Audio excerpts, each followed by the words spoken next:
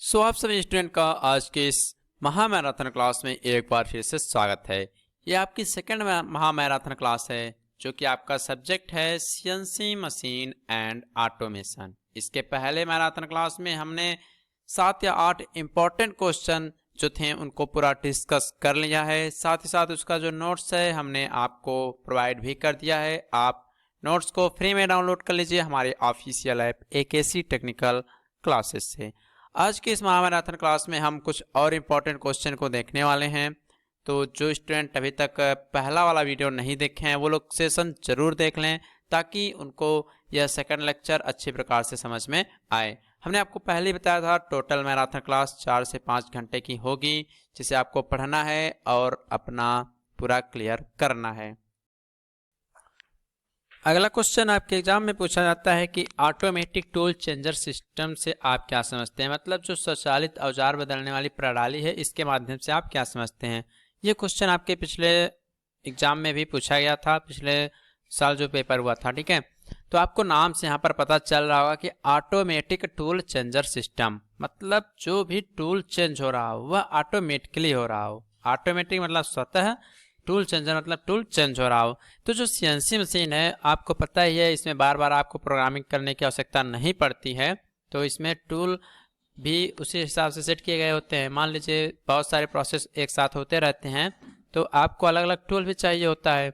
तो उसी के अनुसार इसमें अलग से टूल को सेट करने के लिए टूल मैगजीन लगे होते हैं। टूल मैगजीन में बहुत सारे टूल आपके रखे गए होते हैं। तो वहाँ से tool change automatic tool changer system के माध्यम से होते रहते हैं।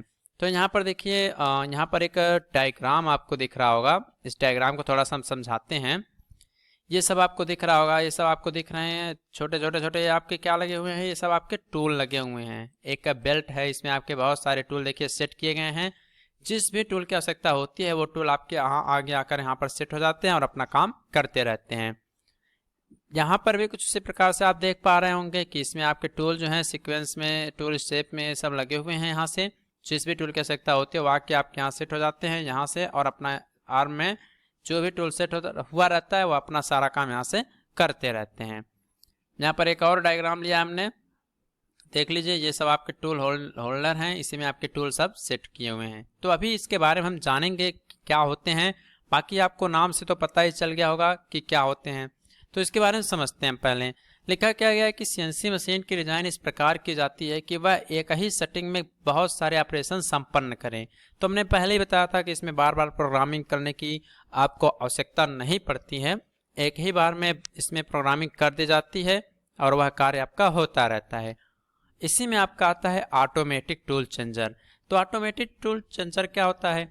यह एक ऐसा उपकरण होता है जो टूल प्रोग्राम को सीएनसी प्रोग्राम के अनुसार मशीन के स्पिंडल में स्वचालित रूप से बदलता है। मतलब क्या होता है कि जो भी आपकी प्रोग्रामिंग टूल के लिए की गई होती है उसको यह ऑटोमेटिकली चेंज करके, जो आपका मशीन का स्पिंडल लगा होता है, यहाँ पर अभी आपने यहाँ ऊपर देखा ये आपका एक स्पिंडल लगा हुआ है, इसी में आपका यहाँ पर टूल सेट हो जाएगा। तो वही है कि जो टूल का प्रोग्राम है इसको यह क्या करता है, ऑटोमेटिक चेंज कर देता है मशीन के स्पिंडल में, वह टूल आपका आके सेट हो जाता है। ठीक है, तो यहाँ पर आगे लिखा गया है कि स्वचालित टूल चेंजर का उपयोग सीएनसी मशीन टूल में किया जाता है जिससे मशीन की क्षमता और प्रोडक्टिविटी में सुधार हो सके, ताकि आप अधिक से अधिक उत्पादन कर सकें जिससे आप प्रॉफिट में रहें। तो आपको ऑटोमेटिक टूल चेंजर के बारे में समझ में आया होगा। इसका मेन काम ये होता है कि जो भी टूल प्रोग्राम होता है यह उसको सीएनसी में जिस तरह से प्रोग्रामिंग की गई होती है उसके अनुसार यह स्पिंडल में ऑटोमेटिक रूप से चेंज करके टूल को सेट करने का काम करता है। कौन? Automatic tool changer. लिखा गया है कि सीएनसी मशीन में टूल परिवर्तन दिए गए निर्देशों के अनुसार होता है। यह सभी टूल एक टूल मैग्नीज या ड्रम में व्यवस्थित होते हैं। टूल मैग्नीज का मतलब क्या होता है कि एक आपका ऐसे बेल्ट लगा दिया रहेगा, जैसे देखिए यहाँ पर लगा हुआ है, इसी में देखिए आपके सभी टूल क्या हुए हैं, सेट किए गए हैं। मतलब एक तरह से आप कह सकते हैं टूल का यह स्टोरेज होता है जहाँ पर बहुत सारे टूल ऐसे सेट किए गए होते हैं। ठीक है, हाँ, उसके बाद फिर यहाँ से जब टूल को बदलने की आवश्यकता होती है तब ड्रम खाली स्थान पर घूमता है और पुराने टूल को खाली स्थान पर निकाल देता है, पुनः घूमकर नए टूल को व्यवस्थित करता है। इस व्यवस्था को हम ऑटोमेटिक टूल चेंजर कहते हैं। आपने यहाँ पर देखा कि जब बहुत सारे टूल आपके बेल्ट में या ड्रम में या जहाँ पर भी लगे हुए होते हैं टूल मैगजीन पे, तो क्या होता है कि जब भी आपको टूल बदलना रहता है तो जो आपका ड्रम होता है वह जो खाली स्पेस रहता है वहाँ पर यह रोटेट करता रहता है, ठीक है, रोटेट करता रहता है। तो उसमें जो पुराना टूल लगा हुआ है, जैसे मान लीजिए आपका टर्निंग वाला टूल लगा है, तो उसके बाहर निकाल के जब नया शेप वाला टूल लगाना होता है तो वह इसमें ऑटोमेटिक इसको सेट कर देता है। और ये जो सारा प्रोसेस चलता है इसको हम बोलते हैं ऑटोमेटिक टूल चेंजर, ठीक है। तो यहाँ पर ऑटोमेटिक टूल चेंजर के बारे में हमने देखा और इम्पोर्टेंट क्वेश्चन आपके एग्जाम में पूछा भी जाता है। इसके बाद आपका क्वेश्चन इसका एडवांटेज जो है थोड़ा इसके बारे में भी हम देख लेते हैं। तो एडवांटेज क्या होता है? एडवांटेज ये है कि इससे ऑपरेटर को सुरक्षा मिलेगी। क्यों सुरक्षा मिलेगी? क्योंकि बार बार आपको टूल बदलने की आवश्यकता नहीं है, एक ही बार में आप प्रोग्राम कर देंगे, ऑटोमेटिक वह टूल चेंज होता रहेगा। रख रखाव भी सिंपल होता है। अब जैसे बार बार आप चेंज करेंगे तो बहुत सारे हमेशा लुब्रिकेंट की आवश्यकता पड़ेगी, तो इसमें ऐसा कुछ नहीं होगा। और क्या है, बड़े तथा भारी टूल स्वतः परिवर्तित हो जाते हैं। अब भाई अगर मान लीजिए कोई टूल हैवी है, उसको खोल के फिर लगाना पड़ेगा तो टाइम ज़्यादा लगेगा। इससे क्या है, आप एक ही बार सब सेट कर दिए रहेंगे, ऑटोमेटिक वह चेंज हो जाएंगे, आपको कोई भी काम आगे नहीं करना पड़ेगा। अगला है कि मशीनन की एक्यूरेसी में भी वृद्धि होती है। मतलब जो भी आप उस पर मशीनिंग कार्य करते हैं, कटिंग मिलिंग टर्निंग जो भी काम कर रहे हैं, उसकी एक्यूरेसी में वृद्धि होगी। मतलब उसका जो एक्यूरेसी है, मतलब जो भी आपके डायमेंशन वगैरह शेप साइज जो सब एग्जैक्ट आएंगे, उसमें बहुत ज़्यादा नोक झोंक नहीं होगा, सब एकदम सेम साइज के प्रोडक्ट ही आपके बाहर निकलेंगे जैसे प्रोग्रामिंग की गई होगी, ठीक है। तो ऑटोमेटिक टूल चेंजर के बारे में जब भी पूछेगा तो आप इतना पूरा जरूर लिखिएगा, साथ ही साथ इसके एडवांटेज को भी आप लोग जरूर लिख दीजिएगा, इससे आपको एग्जामिनर अच्छा मार्क्स देगा। अब आगे आपका क्वेश्चन एग्जाम में पूछा जाता है कि जो सीएनसी मशीन होती है उसके लिए विभिन्न प्रकार के कटिंग टूल कौन कौन से होते हैं। तो चार के बारे में आपको थोड़ा सा बताना रहेगा, ठीक है। कटिंग टूल से मतलब ये है कि किस टाइप के टूल, जैसे कुछ पहले टूल सेट किए जाते हैं, कुछ बीच में सेट किए जाते हैं, कुछ बाद में सेट किए जाते हैं, कुछ हार्ड मटेरियल के होते हैं, कुछ सॉफ्ट मटेरियल के होते हैं। तो इस टाइप के जो कटिंग टूल हैं सीएनसी मशीन के लिए वो कौन कौन से होते हैं, उनके बारे में विस्तार पूर्वक लिखिए। तो इसके बारे में हम यहाँ पर आइए जानते हैं। और आपको बता दें यह जो नोट्स पढ़ाया जा रहा है इसका पीडीएफ जो है फ्री में आपको हमारे official app AKC technical classes पर देखने को मिलेगा। आप ऐप को डाउनलोड कीजिए, फ्री स्टडी मटेरियल पर जाइए, वहाँ से आप प्लेलिस्ट ओपन करेंगे सीएनसी का और यह पीडीएफ आसानी से प्राप्त कर सकते हैं। तो सीएनसी मशीन के लिए बहुत सारे प्रकार के टूल यूज किए जाते हैं। जैसे कि पहला आपका आता है प्रीसेट टूल। क्या है प्रीसेट टूल? क्या नाम है? Preset tool. इसके नाम में आइए, पहले इसके हेडिंग को समझिए। नाम क्या आ गया? प्री को अलग कर दिए, फिर सेट कीजिए। प्री सेट, प्री मीन्स क्या होता है? पहले से सेट किए गए टूल। प्री मीन्स पहले, सेट मीन्स पहले से सेट किए गए टूल, ठीक है। तो इसके बारे में थोड़ा समझते हैं। आप टॉपिक के जो हेडिंग है उससे वर्ड का मीनिंग निकाल लीजिए, उसके बाद आप लिख सकते हैं इसमें। तो इसमें क्या लिखा गया है कि टूल होल्डर में टूल से दूर एक स्थान पर पहले से टूल को स्थापित करना प्रीसेट टूल कहलाता है। जैसे कि क्या होता है, आप कोई भी कटिंग काम कर रहे हैं, किसी भी मशीन पे आप मान लीजिए कटिंग कर रहे हैं, उस पर आपको मान लीजिए उस समय करना है टर्निंग प्रोसेस, ठीक है। तो टर्निंग के प्रोसेस आप मान लीजिए ड्रिलिंग का काम कर रहे हैं, ठीक है। तो उसके बाद आपको पता है ड्रिलिंग के बाद क्या आना है? टर्निंग आना है। ड्रिलिंग के बाद आपको क्या आना है? टर्निंग आना है। तो टर्निंग का टूल भी तो सेट किया जाएगा। तो टूल कहाँ पे सेट किया होता है? टूल मैगजीन में सेट किया जाता है। कब सेट किया जाएगा? वह ड्रिलिंग वाले टूल के बाद सेट किया गया होगा। मतलब जो ऑपरेशन होना रहता है उससे पहले ही थोड़ी दूर पे आपका टूल सेट हो जाता है।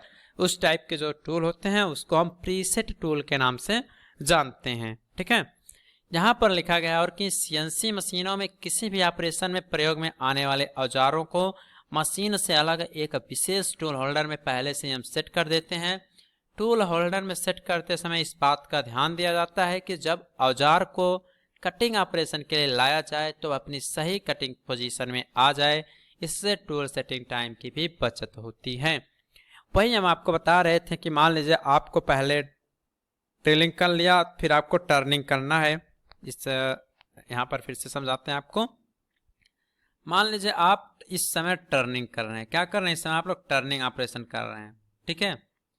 अब उसके पहले मान लीजिए आप टर्निंग कर चुके हैं, उसके बाद आपको फेसिंग करना है। क्या करना है, मान लीजिए टर्निंग के बाद आपको फेसिंग का प्रोसेस करना है सीएनसी मशीन पे, ठीक है।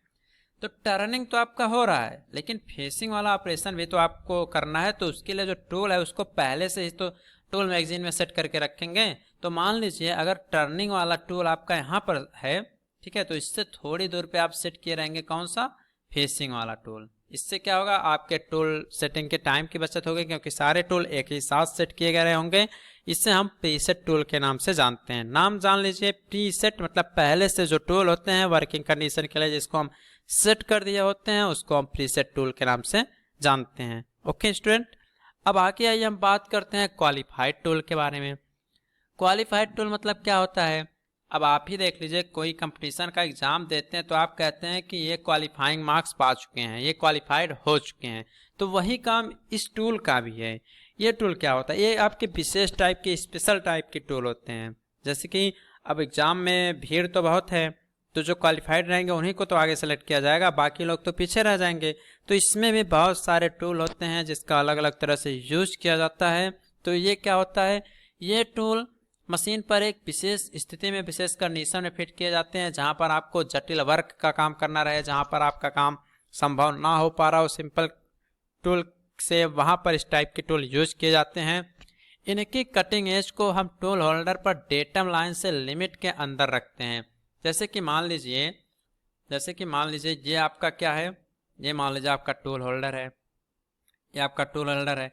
तो इसकी जो डेटम लाइन आपकी यहाँ से जाएगी, इसके हम मिडिल में इसको सेट करेंगे, इसके एक लिमिट में सेट करेंगे। क्यों सेट करेंगे, क्योंकि क्या होता है आप देखते होंगे कभी कभी आपका टूल वर्क करते समय अगर वो सही से सेटिंग उसकी नहीं हो पाती है तो क्या करता है, फेल हो जाता है, वह टूट जाता है, जिससे आपका प्रोडक्ट खराब हो जाता है।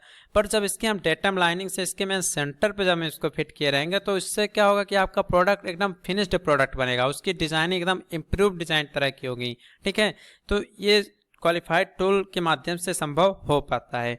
इसके द्वारा इम्प्रूव्ड डिजाइन का प्रोडक्ट आपका बनाया जाता है। इसमें किसी भी प्रीसेटिंग डिवाइस का प्रयोग नहीं होता है, इसमें आपको टूल को पहले से सेट करने की कोई भी आवश्यकता नहीं रहती है। तो ये आता है आपका क्वालिफाइड टूल के अंडर में। ओके, अब आगे बात करते हैं, कुछ सॉलिड टूल भी होते हैं। अब सॉलिड टूल क्या होते हैं, जैसे कि आप देखते होंगे बहुत सारे टूल होते हैं जो सारे मटेरियल को कट नहीं कर सकते हैं, तो उसके लिए एक अलग टाइप के टूल यूज किए जाते हैं जिसका नाम है सॉलिड टाइप के टूल, ठीक है। ये टूल क्या होते हैं, ये टूल हाई स्पीड वाले या हाई कार्बन स्टील के बने होते हैं।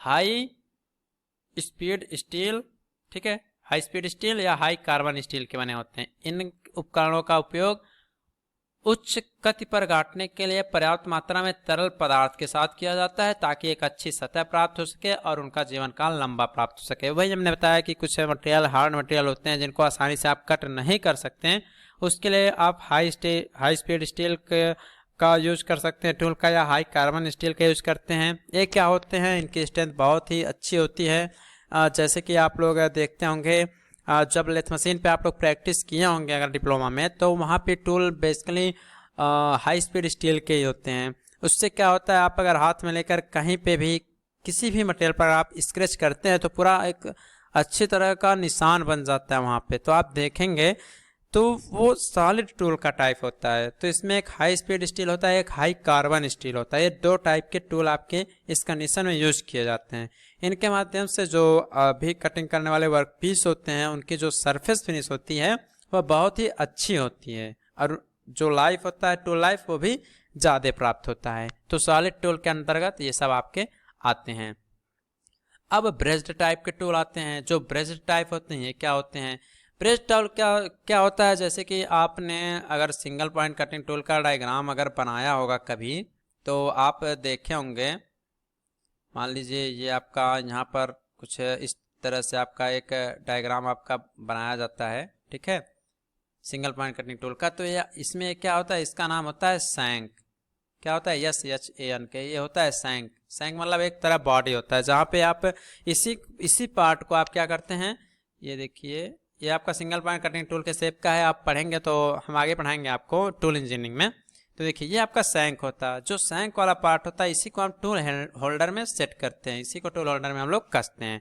तो इसी ब्रेज टूल क्या होता है। जो ब्रेज टूल होता है इसमें क्या होता है कि एक फोर्जिंग का नाम आपने सुना ही होगा। जो फोर्जिंग होता है, फोर्जिंग के माध्यम से हम एक स्टील के मटेरियल को हम फोर्ज कर लेते हैं और उसका जो सैंक होता है वही आपका ब्रेज टूल कहलाता है। तो वहाँ पर यही लिखा गया है कि ब्रेज्ड टूल में एक फोर्ज किया हुआ स्टील का सैंक होता है जिसके एक सिरे पर कटिंग एज बनाने के लिए टंगस्टन कार्बाइड के बिट को ब्रेज कर दिया जाता है जो कि हाई सरफेस फिनिश कटिंग प्रदान करता है। जो इसका यह बिट लगाया गया है, इस बिट पे मान लीजिए इसकी कटिंग एज है, मान लीजिए इसकी क्या है, यह इसकी कटिंग एज है। कलर हम चेंज कर लेते हैं। यह मान लीजिए इसकी क्या है, यह मान लीजिए इसकी क्या है, कटिंग एज है। ठीक है, तो क्या करते हैं, पूरा मटेरियल हम एक तरह का नहीं रखेंगे। जो इतना कटिंग एज वाला है इसको हम टंगस्टन कार्बाइड वाले मटेरियल का बना देंगे ताकि जो कटिंग हो वह बहुत ही अच्छी तरह से हो सके। तो ये होते हैं आपके ब्रेज्ड टाइप के टूल्स। कुछ और भी 3-4 टाइप के होते हैं जिनके बारे में आप देख लीजिए, आप जानते भी होंगे। 3-4 टाइप के हैं। पहला आपका होता है हाई स्पीड स्टील टाइप के टूल, दूसरा हाई कार्बन टूल स्टील होते हैं, कास्ट एलाय के भी हो सकते हैं, सीमेंटेड कार्बाइड के, सिरेमिक्स, डायमंड, ये सब क्या है आपके टूल हैं जो कि सीएनसी मशीन में आपके यूज किए जाते हैं। ओके स्टूडेंट, तो ये सब आपके टूल होंगे जितने भी टाइप के हैं, तो ये सब आपकी सीएनसी मशीन में बेसिकली यूज किए जाते हैं। तो जब भी क्वेश्चन आपसे ये वाला पूछेगा तो आशा करते हैं आप इसको अच्छी प्रकार से डिफाइन जरूर कर देंगे। अगर आप मान लीजिए इसके बारे में लिखना नहीं जानते हैं तो बस नाम सबका जरूर लिख दीजिएगा नंबरिंग करके, तब भी आपको 5 में से 3 नंबर तो एग्जामिनर दे ही देगा। इसके बाद आइए हम देखते हैं आपका नेक्स्ट क्वेश्चन एग्जामिनर क्या पूछता है। एग्जामिनर पूछता है कि आप टूल रूम मैनेजमेंट से क्या समझते हैं। टूल रूम मैनेजमेंट से क्या समझते हैं, इसका क्या क्या प्रोसेस होता है। तो आइए हम इसके बारे में भी थोड़ा समझ लेते हैं। बारे में समझते हैं। पूरा यह थियरी बेस है और इसके बारे में कैसे लिखना है आप देख कर लिख भी सकते हैं। क्या लिखा गया है कि टूल रूम मैनेजमेंट आपके टूल को व्यवस्थित करने की एक कला है। मतलब टूल को मैनेज करने की एक व्यवस्था जिसे हम टूल रूम मैनेजमेंट के नाम से जानते हैं। इसमें आप कैसे कैसे टूल को कहाँ सेट करना है, बाहर फेंक देते हैं लोग, देखते हैं ना, तो जंग लगने लगता है। तो ये सब आपको इसमें मेंटेन करना रहता है। यह उच्च गुणवत्ता, सुसंगत आउटपुट और अत्यधिक स्क्रैप और अवशेष दोषों द्वारा सीमित होने वाले ऑर्गेनाइजेशन के बीच एक अच्छी रेखा बना सकता है। जैसे कि क्या है, टूल इधर उधर फेंक दिए जाएंगे, क्या फायदा होगा, जंग लगेगा इधर उधर। तो आपको क्या करना है, उस पर स्क्रैप ना है, उसकी क्वालिटी अच्छी तरह से बनी रहे, इसको मेंटेन करता रहे। और ऑर्गेनाइजेशन जो है, जिस सोसाइटी में, जिस कंपनी में वर्क चल रहा है, उसके बीच एक अच्छी तालमेल बनी रहे, उसके लिए भी आप टूल रूम मैनेजमेंट का अच्छी तरह से इस्तेमाल करते हैं। यह आपके कर्मचारियों के लिए अत्यंत महत्वपूर्ण है कि वे डिटेक्टर, माप उपकरण, मशीन मीटर और गेज तथा अन्य उपकरणों जैसे कि ठीक से कैलिब्रेटेड टूल पर निर्भर रहें, जो कि हर समय उपयोग के लिए उपलब्ध होना चाहिए। जैसे कि जितने भी टाइप के आपके टूल हैं, जब अच्छी तरह से उसको अच्छी तरह से आप मैनेज करके रखे रहेंगे, तो जब भी वर्कर्स आपसे जो भी टूल मांगेंगे आप तभी तो उसको सही तरह से दे पाएंगे। तो वह हर समय उपयोग के लिए उपलब्ध होने चाहिए। टूल स्क्राइब में सिर्फ उपकरण को स्टोर करना आसान होता है और आशा होता है कि यह हमेशा होता रहेगा। जो टूल स्क्राइब होता है इसमें आप टूल को स्टोर करने की व्यवस्था रहते हैं। आपका ऑर्गेनाइजेशन जितना बड़ा होता है आपके पास उतने अत्यधिक उपकरण होते हैं और उनको उतने ही अधिक रखने के लिए जगह की आवश्यकता भी होती है। वह आपके नीचे की रेखा पर होगा जब आपके उपकरण गायब होने लगते हैं। जब आप उपकरण के उपयोग के लिए ट्रैकिंग और लेखांकन शुरू करते हैं तो आपको उपकरण के दुरुपयोग के बारे में पता चलता है। जैसे कि क्या होता है, अब मान लीजिए आपका बहुत बड़ा गैराज जो है वो खुलने वाला है, ठीक है, तो उसके लिए बहुत सारे टूल की आवश्यकता पड़ेगी। तो उस समय टूल तो आ गए रहे होंगे, लेकिन धीरे धीरे 1 साल 2 साल बाद आप देखेंगे कि टूल आपके कम हो गए हैं, कुछ कर्मचारी उठा ले गए, कुछ गायब हो गया, कुछ टूट गया। तो आप देखते हैं ना, तो इन सब के बारे में जब आप ट्रैकिंग करेंगे, इसका निरीक्षण करेंगे, तभी तो पता चलेगा कि कितना टूल गायब हुआ है, कितना टूल अभी आपका स्टॉक में है। तो ये सब आपके टूल रूम मैनेजमेंट में देखा जाता है। आप इसके हेडिंग को समझकर भी इसका डेफिनेशन अच्छी तरह से आप लिख सकते हैं। अगला क्वेश्चन आपसे पूछा जाता है कि पार्ट प्रोग्रामिंग से आप क्या समझते हैं, विस्तार पूर्वक समझाइए तथा साथ ही साथ इसके जितने भी टाइप के फॉर्मेट हैं, मतलब इसका क्या क्या फॉर्मेट है, किस फॉर्मेट में, किस रूप में आप इसको यूज कर सकते हैं, इसके बारे में आपसे क्वेश्चन पूछा जाता है। चलिए सबसे पहले हम समझते हैं पार्ट प्रोग्रामिंग होता क्या है। हमने आपको बताया था पहले से ही कि जैसे क्या होता है आपको सीएनसी मशीन पे एनसी मशीन पे जो भी काम करना रहता है उसके लिए आप पहले प्रोग्रामिंग करते हैं, वही ना? तो उसका जो सारा प्रोसेस होता है उसको आप पार्ट प्रोग्रामिंग के माध्यम से ही आप काम को करते हैं। तो आइए यहाँ पर हम इसके बारे में थोड़ा समझते हैं। यहाँ क्या लिखा गया है कि पार्ट प्रोग्रामर जॉब जो वर्कपीस होता है के हिस्से के लिए प्रक्रिया की पूरी योजना एनसी मशीनों के द्वारा पूरी करता है। जितना भी प्रोसेस रहेगा, जितने भी काम आपको करने रहेंगे, एक अलग से फॉर्मेट बना लिया जाएगा, उसको हम पार्ट प्रोग्रामिंग के नाम से जानते हैं। आपको ये सब हम पहले बता चुके हैं, यहाँ पर इसको विस्तार पूर्वक थोड़ा जानना है। तो यहाँ लिखा गया है कि ड्राइंग शीट को प्रोग्राम शीट में बदलना ही पार्ट प्रोग्रामिंग कहलाता है। अब यहाँ पर बात आ गई कि ड्राइंग शीट को प्रोग्राम शीट में बदलना। देखिए बेसिकली क्या होता है, जब भी आपको किसी भी प्रकार का प्रोग्रामिंग करना रहता है, जब भी आप किसी भी प्रकार का प्रोग्रामिंग करते हैं तो उसके लिए अलग-अलग तरह के मेथड का सिंबल्स वगैरह सब यूज करते हैं ना, तो आप उसको एक ड्राइंग शीट जो होता है उसके माध्यम से सब कुछ उस पे डाटा को आप कलेक्ट करते हैं। फिर उसको प्रोग्रामिंग के माध्यम से उसको आप डिजिटली एंटर कराते हैं कीबोर्ड के माध्यम से या बाहरी आउटपुट डिवाइस के माध्यम से, ओके? इनपुट डिवाइस के माध्यम से। तो जब वह प्रोग्राम के रूप में काम करता है और मशीनें आपका चलना शुरू हो जाती हैं, तो ये सारा जो प्रोसेस होता है उसको आप पार्ट प्रोग्रामिंग के नाम से जानते हैं। तो आप सिंपल वे में कह सकते हैं जो भी ड्राइंग शीट पे आप वर्क करते हैं, न्यूमेरिक सिंबल वगैरह यूज़ करते हैं, उसको हम अगर प्रोग्राम के रूप में चेंज कर देते हैं तो वह आपका हो जाता है पार्ट प्रोग्रामिंग। तो यहाँ पर हम इसके बारे में और थोड़ा जानते हैं। तो देखिए बेसिकली लिखा क्या गया यहाँ पे,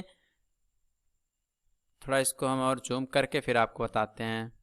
देखिए यहाँ पर लिखा गया है किसी कारखंड को बनाने के लिए आवश्यक निर्देशों का डेटा तथा टूल पथ की गणना से प्राप्त डेटा एक स्टैंडर्ड फॉर्मेट पर विशेष क्रम में इस प्रकार लिखा जाता है जिसे एनसी का जो एमसीयू होता है वह स्वीकार कर सके।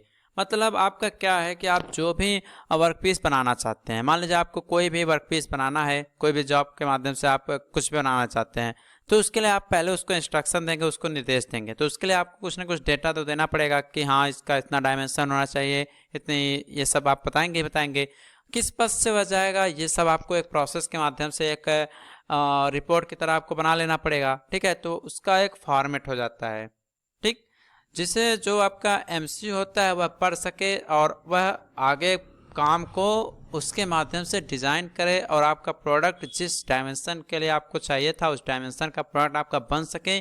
ये सारा जो काम करता है वह करता है पार्ट प्रोग्रामिंग। तो यही आपका जो होता है पार्ट प्रोग्रामिंग कहलाता है।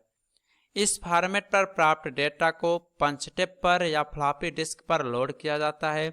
ठीक है, इसमें आपका पंच टेप लगा होता है। पार्ट प्रोग्रामिंग बेसिकली क्या है, यह हर मशीनों में यूज हो सकता है, ऐसी बात नहीं है। ठीक है, पार्ट प्रोग्रामर को एनसी के प्रोग्राम करने के लिए प्रशिक्षित किया जाता है। जो आपका पार्ट प्रोग्रामर रहेगा, जैसे सब लोग तो प्रोग्रामिंग कर नहीं पाएंगे, तो अलग अलग लोगों को यूज किया जाएगा ताकि वो अच्छी तरह से प्रोग्रामिंग कर सकें।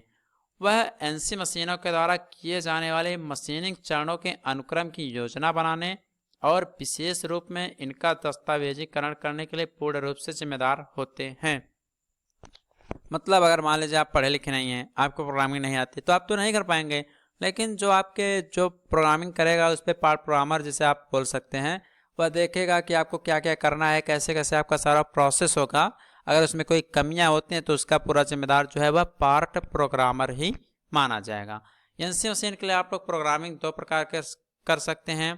ठीक है, आपका देखिए इसमें दो प्रकार से आप प्रोग्रामिंग कर सकते हैं। आपका मैनुअली भी किया जाता है और इसमें आपका ऑटोमेटिक भी होता है। ठीक है, तो मैनुअली पार्ट प्रोग्रामिंग और दूसरा जो होता है वह होता है कंप्यूटर असिस्टेड पार्ट प्रोग्रामिंग, या इसे आप ऑटोमेटिक पार्ट प्रोग्रामिंग के नाम से भी जानते हैं। पहले हम यहाँ पर बात करेंगे मैनुअल पार्ट प्रोग्रामिंग के बारे में कि मैनुअल पार्ट प्रोग्रामिंग क्या होती है। देखिए, जब भी आपसे पार्ट प्रोग्रामिंग के बारे में पूछा जाएगा तो आपको पूरा जितना भी आता है इसके बारे में आप लिख दीजिएगा, छोड़िएगा मत क्वेश्चन को, नहीं तो आपके जो मार्क्स हैं वो डिडक्ट हो जाएंगे, आपके नंबर जो हैं वो कम हो जाएंगे। क्वेश्चन को छोड़ना नहीं है, सबसे बड़ी बात आप ये ध्यान में रखिएगा। तो जहाँ पर देखिए सबसे पहले हम बात करते हैं मैनुअल पार्ट प्रोग्रामिंग के बारे में। अब यहाँ लिखा गया कि मैनुअल पार्ट प्रोग्रामिंग में मशीनिंग निर्देशों का प्रोग्राम एक फॉर्म पर तैयार किया जाता है जिसे पार्ट प्रोग्राम मैन्युस्क्रिप्ट कहा जाता है। मतलब क्या होता है, जो भी मशीनों को आप निर्देश देंगे, ठीक है, उसका एक रूप तैयार कर लेंगे आप लोग कि हाँ ऐसे ऐसे ये प्रोसेस अब होगा, ये अब होगा, अब ये अब होगा, इतनी डायमेंशन होनी चाहिए, ये सब आप लोग तैयार करते हैं। और उस टाइप का जो फॉर्म होता है उसको आप प्रोग्राम मैन्युस्क्रिप्ट के नाम से जानते हैं।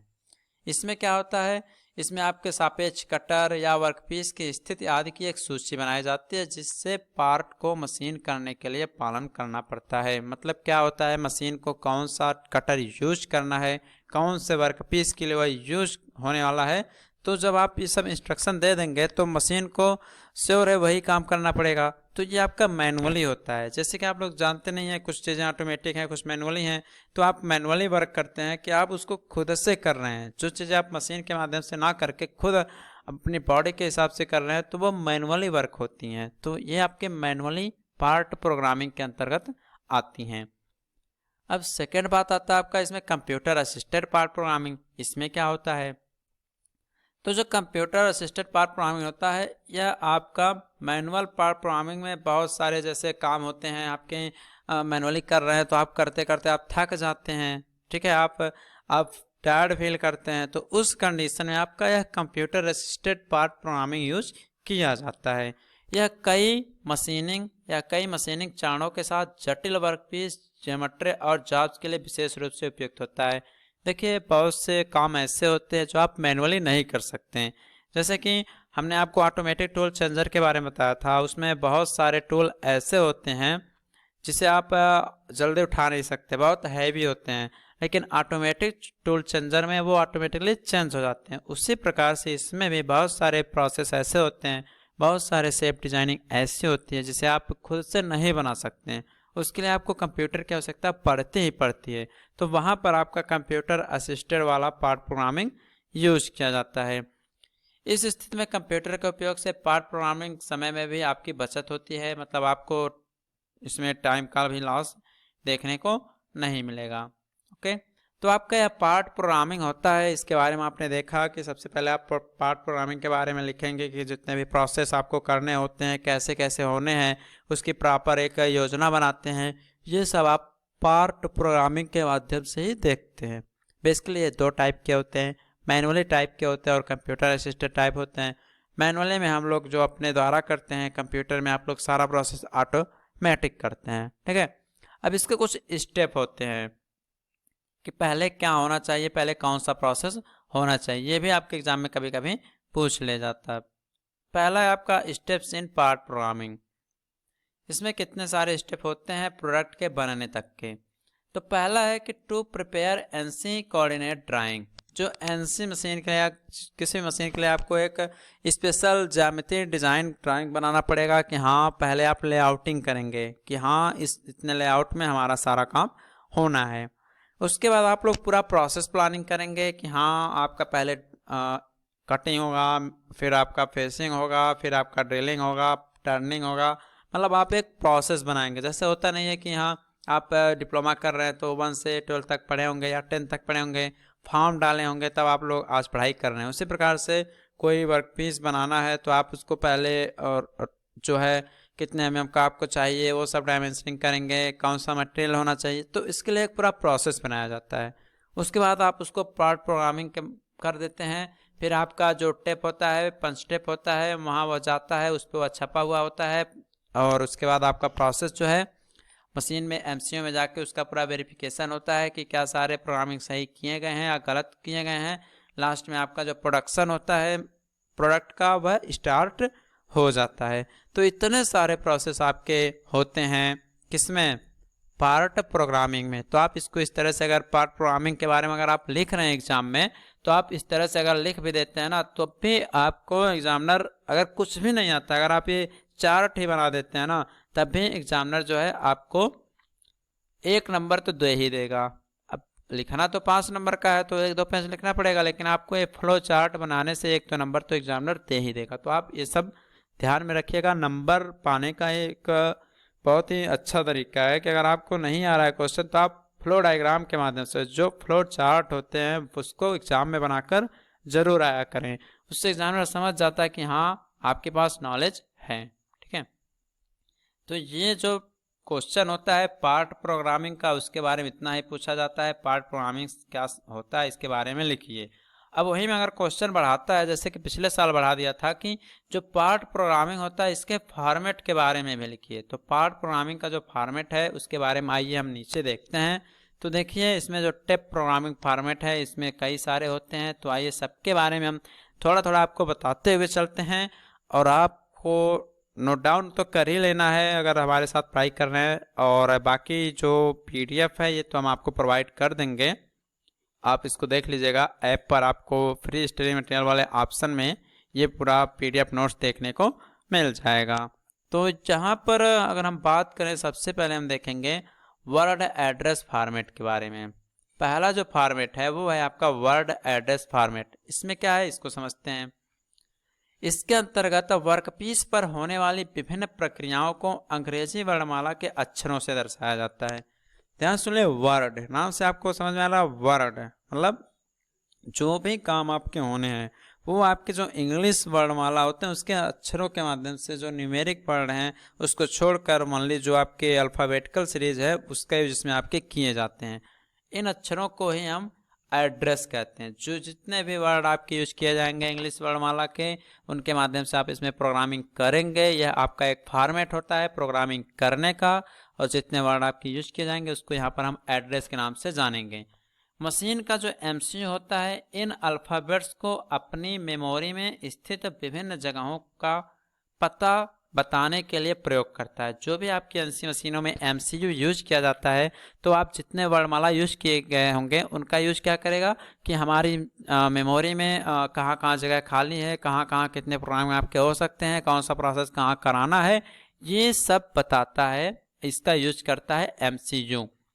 इन अक्षरों के साथ ही न्यूमेरिकल डाटा भी दिया जाता है। न्यूमेरिकल वर्ड भी, कुछ न्यूमेरिक सिंबल भी यूज किए जाते हैं। सभी वर्ड्स को अलग करने के लिए टैब के कोड को पंच कर दिया जाता है और आगे का एक एड्रेस फॉर्मेट भी दर्शा दिया जाता है। जैसे कि यहाँ पर आप लोग यहाँ पर आप नीचे देख पा रहे हैं एक फॉर्मेट आपको दिखा हुआ लिख रहा है। जैसे कि आप प्रोग्रामिंग में फॉर्मेट या एक रूप है, ठीक है, प्रोग्रामिंग का आपका यह रूप है, पार्ट प्रोग्रामिंग का एक फॉर्मेट है। क्या लिखा गया है कि N075G83X01। देखिए ये जो सामने आपको एक दिख रहा है ना, ये आपका प्रोग्रामिंग का एक फॉर्मेट है। इस तरह से आप उसमें कोडिंग करेंगे। अब आपको N code, G code, X, Y, F, S, T, M क्या होता है ये सब तो हमने आपको बता दिया था। G code, M code, N code, X, Y, Z क्या है आपके कोऑर्डिनेटिंग सिस्टम के कोड हैं। तो आपको बहुत सारे, जब आप प्रोग्रामिंग करेंगे तो सारे कोड के बारे में पता होना चाहिए, तभी आप प्रोग्रामिंग कर पाएंगे। तो यहाँ से आपका यह कोड जो है आपका एक फॉर्मेट होता है और इस फॉर्मेट का नाम है वर्ड एड्रेस फॉर्मेट, जो कि पार्ट प्रोग्रामिंग में आपका यूज किया जाता है। ओके, अब इसके हम सेकंड फॉर्मेट की बात करते हैं। पार्ट प्रोग्रामिंग का जो सेकंड फॉर्मेट है वो है आपका टैब सीक्वेंशियल फॉर्मेट। इसमें क्या होता है, नाम सुनिए टैब, उसमें क्या था वर्ड एड्रेस, इसमें क्या है टैब।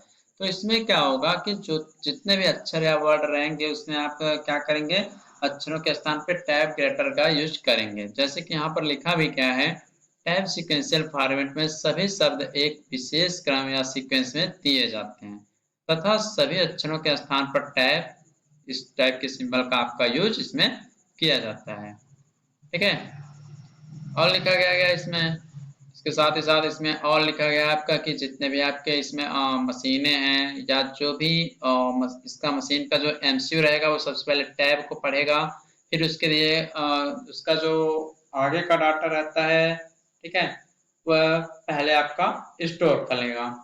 इसी क्रम में जो बाकी बचे हुए आपके अन्य डेटा होते हैं वो भी फीड कर दिए जाते हैं। यदि अगली प्रक्रिया में कुछ सूचनाएं समान रहती हैं तो उन्हें पुनः देने के स्थान पर मात्र आप टैब का देने से ही कार्य आपका हो जाता है। जैसे वर्ड फॉर्मेट में दिया गया फॉर्मेट हम निम्न प्रकार से दे सकते हैं। देख लीजिए, इस तरह से आपका फॉर्मेट जो होता है आपका इसमें टैब सीक्वेंस फॉर्मेट में दिया जाता है। ओके, अब इसके बाद हम अगर आगे बात करें आपके थर्ड फॉर्मेट की, वो है fixed block format. Fixed block format क्या होता है, फिक्स्ड ब्लॉक फॉर्मेट में आप क्या करेंगे, जो भी सूचनाएं होंगी वो आपकी एक निश्चित क्रम में दी जाएंगी, और आपका ऐसा नहीं है कहीं कोई भी टैब यूज कर लेंगे, कोई भी वर्ड यूज कर लेंगे, ऐसा नहीं होगा। सबका एक अलग अलग तरह से ब्लॉकिंग की गई होगी, अलग अलग जगह पे आप सबका अलग अलग यूज करके इसमें फॉर्मेट देंगे। ओके, तो यहाँ पर लिखा गया है कि फिक्स्ड ब्लॉक फॉर्मेट में सूचनाएं एक विशेष व निश्चित क्रम में दी जाती हैं। यहाँ पर टेप लगाने की भी आवश्यकता आपको नहीं रहती है, और जो वर्ड होते हैं परंतु सभी शब्दों का लिखा जाना आवश्यक होता है। इसमें किसी भी प्रकार के कोई आपके टेप नहीं लगेंगे, लेकिन जितने भी वर्ड रहेंगे, जितने भी आपके शब्द रहेंगे, उसको आपको लिखना जरूर पड़ेगा। अलग अलग मशीनों में अलग अलग प्रकार के आपके फॉर्मेट भी प्रयोग किए जाते हैं। जैसे किसी मशीन में हो सकता है वाई अक्षांश की आवश्यकता ना हो, किसी में एक्स की आवश्यकता ना हो, किसी में जेड की आवश्यकता ना हो। मतलब आप अलग अलग प्रकार के फॉर्मेट आप लोग अलग अलग मशीनों में यूज करेंगे। इसके लिए जो प्रोग्रामर आपका सिंबल्स देगा वो देखिए इस प्रकार से आपका होगा। तो किसी मशीन का फॉर्मेट है किसी भी वर्कपीस को बनाने के लिए। तो 3 टाइप के आपके फॉर्मेट होते हैं पार्ट प्रोग्रामिंग के, जो कि आपको यहाँ पर हमने बता दिया। अब आगे बात करते हैं आपके कंट्रोल सिस्टम की। यहाँ से बहुत ही मोस्ट इंपॉर्टेंट क्वेश्चन पूछा जाता है कि जो आपके open and closed loop control system होते हैं, इसके बारे में विस्तार पूर्वक समझाइए। तो यहाँ पर हम पहले बात करेंगे कंट्रोल सिस्टम आखिर होता क्या है। कंट्रोल सिस्टम के बारे में जानेंगे, फिर इसके जो 2 प्रकार के टाइप्स होते हैं, open loop and closed loop, उसके बारे में भी यहाँ पर हम आगे जानकारी प्राप्त करेंगे। तो सबसे पहले हम बात करते हैं आपके कंट्रोल सिस्टम की। कंट्रोल सिस्टम क्या होता है? नाम से आपको पता है कि सिस्टम को कंट्रोल करना, तो बस नाम जो ऐसा है वैसा काम भी है।